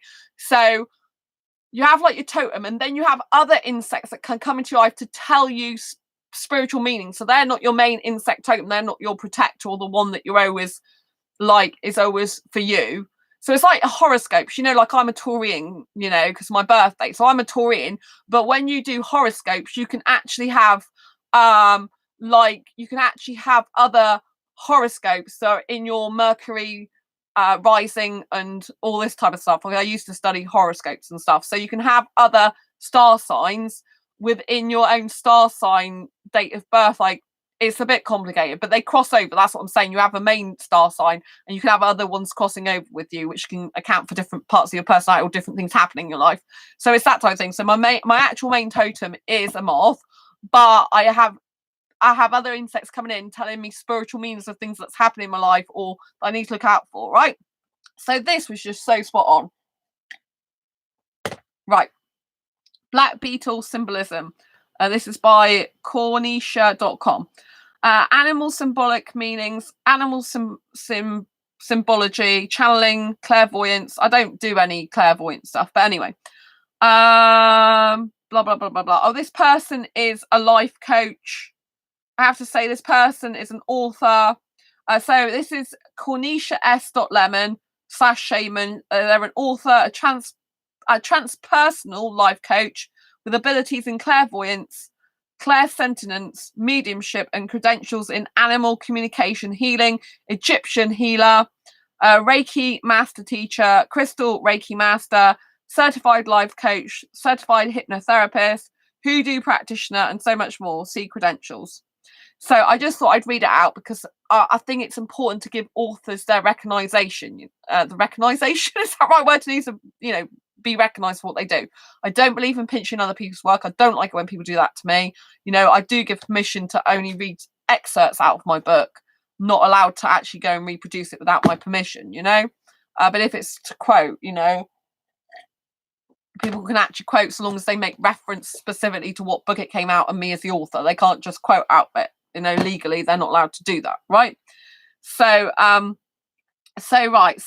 this is really good. So when seeing the black beetle in your dreams, so sometimes it's to do with dreams and sometimes it's to do with being in person. But this is why when you see the black beetle in your dreams, visions, waking life, and synchronicities, it is a sign that you are working with some powerful forces or that one is doing so on your behalf. So this is covering dreams, visions, and waking life, which means in reality, right?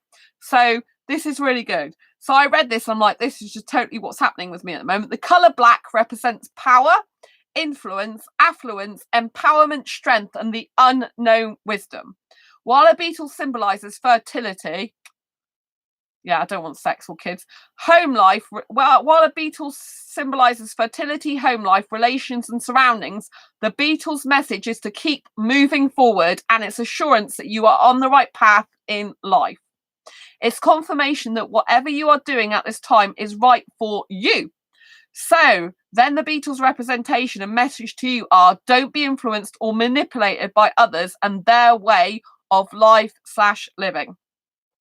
We each have individual responsibilities. It is also a sign to look at the bigger picture. There's always meaning beyond what we see.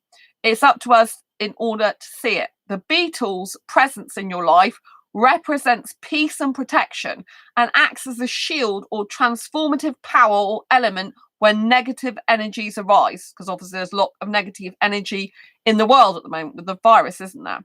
It's also a representation of wisdom and being endowed by the gods to serve those whom will have need of your service. And I'm always on this channel, aren't I, trying to give advice out to people who need it. So that's why I'm taking that to mean. Right? The beetle represents a conclusion in your life and therefore speaks of new beginnings.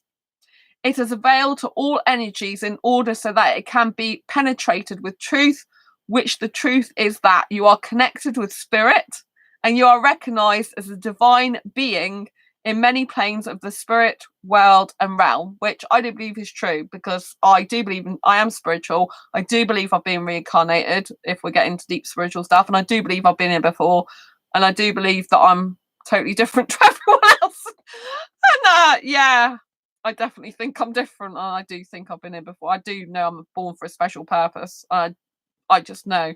I mean, like most people in the world are in chaos right now. I'm just like calm and chilled. Do you know what I mean? Overall, I am concerned about my health because I'm on antibiotics for pelvic problem. So I'm worried about that. But that will go. It will go. I mean, it's gone like a lot today. So I got 2 more days courses of it. So I know I'm getting better, but I'm just aware that my body's not 100% at the moment. So the beetle reminds you, do not rush things. What are we talking about? Relationship tonight? Friendship first, relationship afterwards.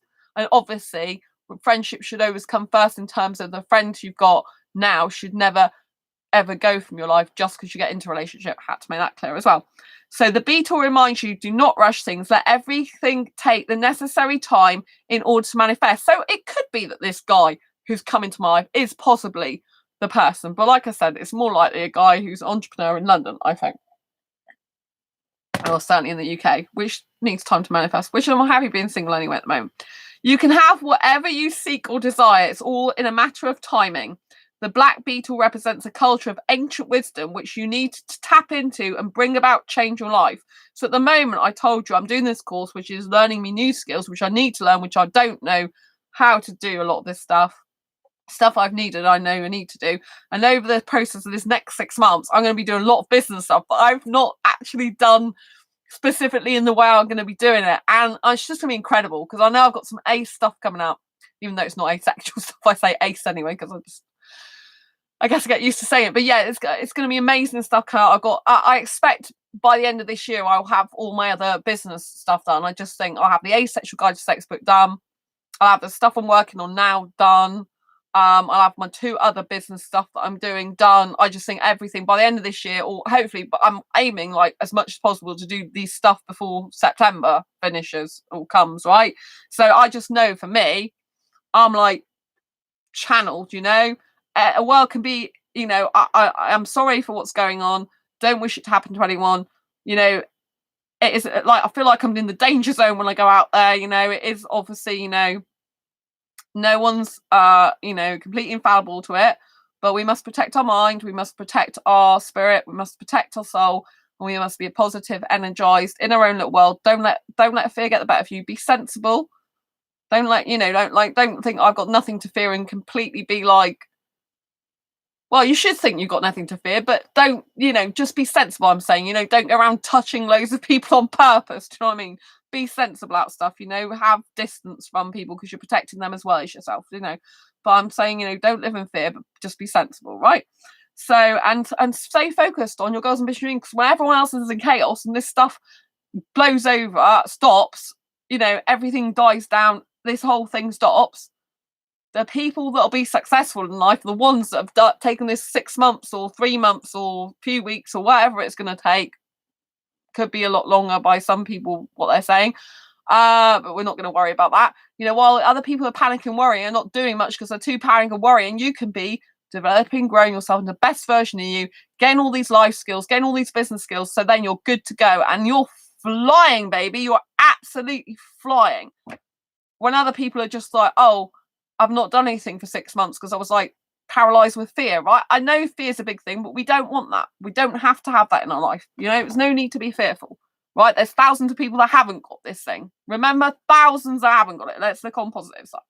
Right. Okay. Right. The beetle also reminds you to take action. This is really good to do with my body. The beetle also reminds you to take action. You cannot simply say all is well in my body. You must eat and think right within your temple and take proper rest and drink. Which is why I decided that I must still be careful. Because I'm doing this course and I am very business focused, I must remember that I need to sit and watch some movies to relax. That's why tonight I thought I'm not going to do any more work tonight. I might even, when I finish this stream, watch a movie for nearly 2 hours, have some popcorn, maybe chill out, and then, you know, go to sleep at 4 like I usually do, then get ready to like do a day's work and you know, do my thing, because I thought, yes, the Beatles telling me I need to take rest as well, and if I don't take rest, I'm going to be in trouble. So it's saying combine this business stuff and that, but I need rest. Okay, so this is good. So obviously these Beatles have come to tell me this message, right? So all is well. So yeah, you must eat and think right within your temple and take proper rest and drink. As the affirmation is deemed powerless if you are intoxicating your temple with spirits, which I don't do, wine, liquor, beer, etc. It is said that once you are intoxicated, your soul leaves your body and is replaced with spirits that are beyond your own control. I'm like, that's very interesting. Didn't know that. The beetle, but I haven't drunk alcohol since I was 19. I mean, I have to have good bacteria, which is preserved in alcohol, but I don't actually go around drinking alcohol, if you know what I mean. I know it's like weird, it's preserved in alcohol, but it's a way, it's good bacteria into the body, straight into your system. Yogurts don't really have enough gut bacteria. A lot of the capsules in shops, they actually bugs die off before they get to your gut, right, in transit. So you know, I've been to a homeopath, they're really good, and the bugs are what you need so to put into your body once you've had, like, because obviously with antibiotics I can get other illnesses, my immune system gets low because it cancels all the good bacteria out as well. So I was purposely bought good bugs that are on their way. and stuff to put into my body. So once I've got all the rubbish out, then I'll be putting good in it, and then I just have to maintain that then. And work and rest, you know? Work, rest and play, but you can only play mostly in your own home. And not of the sexual type I'm talking about. I'm talking about the asexual type. Right. Okay. So, yeah. So the beetle reminds you to be responsible for the temple you have been given. Whilst others may be fine doing this, indulging in intoxicating behaviour, your body may not be and will be shut down much easier as opposed to another. So I've got to be careful with what I eat. Like last night I was in a lot of pain, and I don't know if it's because when I said on this channel I was going to try potato wedges, because I bought 3 bags full, right, which I didn't think had any sugar in, right. I put them in my freezer, and I read online that dextrin was a starch, so I thought that's okay, I can have dextrin. But I know dextrose is an actual sugar, but when I looked on the internet, was in Sainsbury's, it said dextrin was just from a starch, which is I thought was fine, but it seems like it's actually a sugar, which might be why I got horrendous tummy pain more than I usually, because I'm allergic to sugar. So I'm not actually sure if it was the pelvic problem I've already got, or if it's wedges. But now it's like I've got 3 bags of wedges, and if it is sugar, and the bit I got yesterday because I got an extra bag, it's like, what do I do apart from give them away or cook them for people who come? But I haven't got other stuff to replace it now, and it's taking up space in my freezer. That's the problem. I mean, I would like to think they haven't got sugar in, but I don't think it's true, because I can't eat lots of spicy stuff. Like I might like the idea of it, but usually my body reacts badly to it anyway. So I must abide by my body's wishes, right?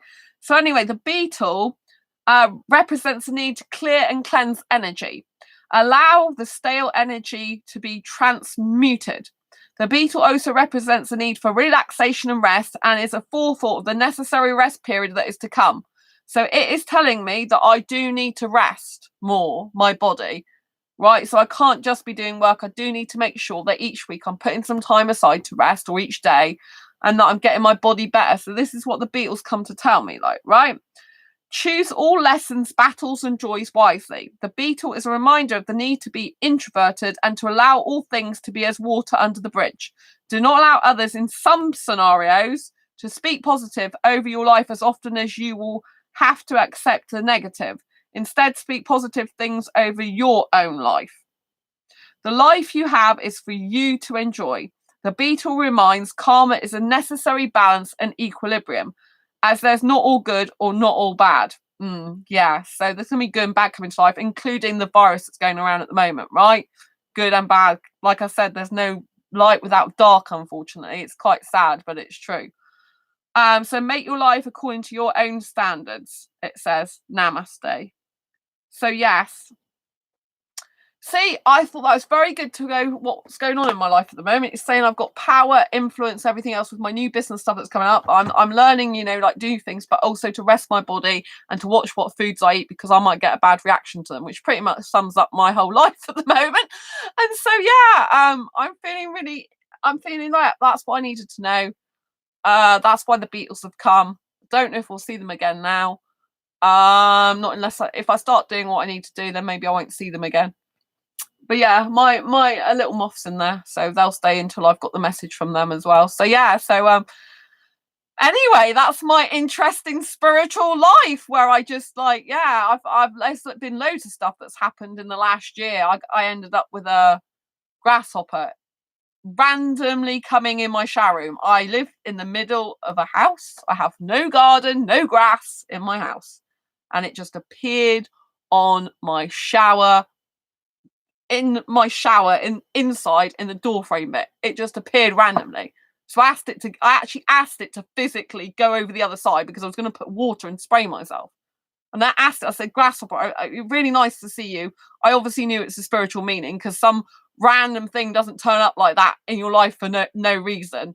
It's not normal. It shouldn't be there. So I said, can you just please move? Because I don't want to spray you, because I don't want to kill you, because I don't want to waterlock you. Can you just move? And it did actually walk around the other side, which was cool. So I could get on my shower. And then I went out, dried my hair off. Next day, it's just gone, vanished. See? So I believe in things that you can't even see, that's not logical, but spiritual meanings. I believe in all this stuff. See? Works for me. So I didn't even know I had an insect totem until a few years ago. actually, I think it was it actually 2014 when I was found out as asexual, 2014 when I found out as asexual, but I don't know when my totem came. Moth totem, was it 2015 or 2016? Yeah, anyway, that's when I found out because of the moth being in the toilet so long. So yes, anyway, I'll try and link that article down below in the description so you can check it out for yourself if you want. And obviously that it's made reference to the person. I think it's good to give them some publicity because it's good. Anyway, I hope you found this useful, helpful, insightful. Remember, if you're thinking about getting into a relationship, always be friends with the person for as long as possible beforehand, preferably like a year or two. I was friends with my long-term ex for 8 months, and then he turned out to be violent not long after I got with him, and I stayed with him when I shouldn't have done. So I think really a year, 18 months, 2 years, 18 months to 2 years ideally. So I think you really get to know someone far better by 18 or 2 years, 18 months, 2 years. And you can see if they've got longevity. Because it's all very well a person saying they want this, that, and the other. They like you so much, but they don't be consistent and persistent and carry on the conversation after X amount of time, they're no good. If they haven't got no staying power, then they were never meant to be in the first place. And if they are meant to be in a relationship with you, they'll just build that foundation of strong friendship. Will just get stronger and stronger and stronger until you think, I just want this person in my life always. Do you know what I mean? Obviously, I've got friends that I always want in my life as well. But, you can have that with a romantic relationship. But really, I think 18 months to 2 years is a really, really good time to know someone's a friend first, if you can. A minimum of a year, I'd say, before getting into a relationship. So yeah, anyway, be friends with the person first. Really, really important so you can get to know who they are. And if you do get into a relationship, always think your friends came first before the relationship. So always maintain your friendships. Really important. Anyway, I'm going to love you and leave you for now. Thank you so much, Sam, as well, for being in chat. Absolutely love you to bits, my best friend. And thank you to whoever else has been watching. I don't know who you are. You've been silent. You might be an Indian person. I'm not sure. But whoever you are, I love you to bits. And thank you for watching. Thanks for the thumbs up. If anyone else wants to give me a thumbs up, I greatly appreciate it. I hope you found this video useful, helpful, insightful. And see you on the next video or live stream. Don't forget to subscribe if you haven't already and hit that great big bell icon to get notified every time I post a new video. And thanks, Sam. Oh yeah, bye. Catch you later. Take care. I'm off to get a bit of rest now. Have some chill time before my work starts later on. Bye.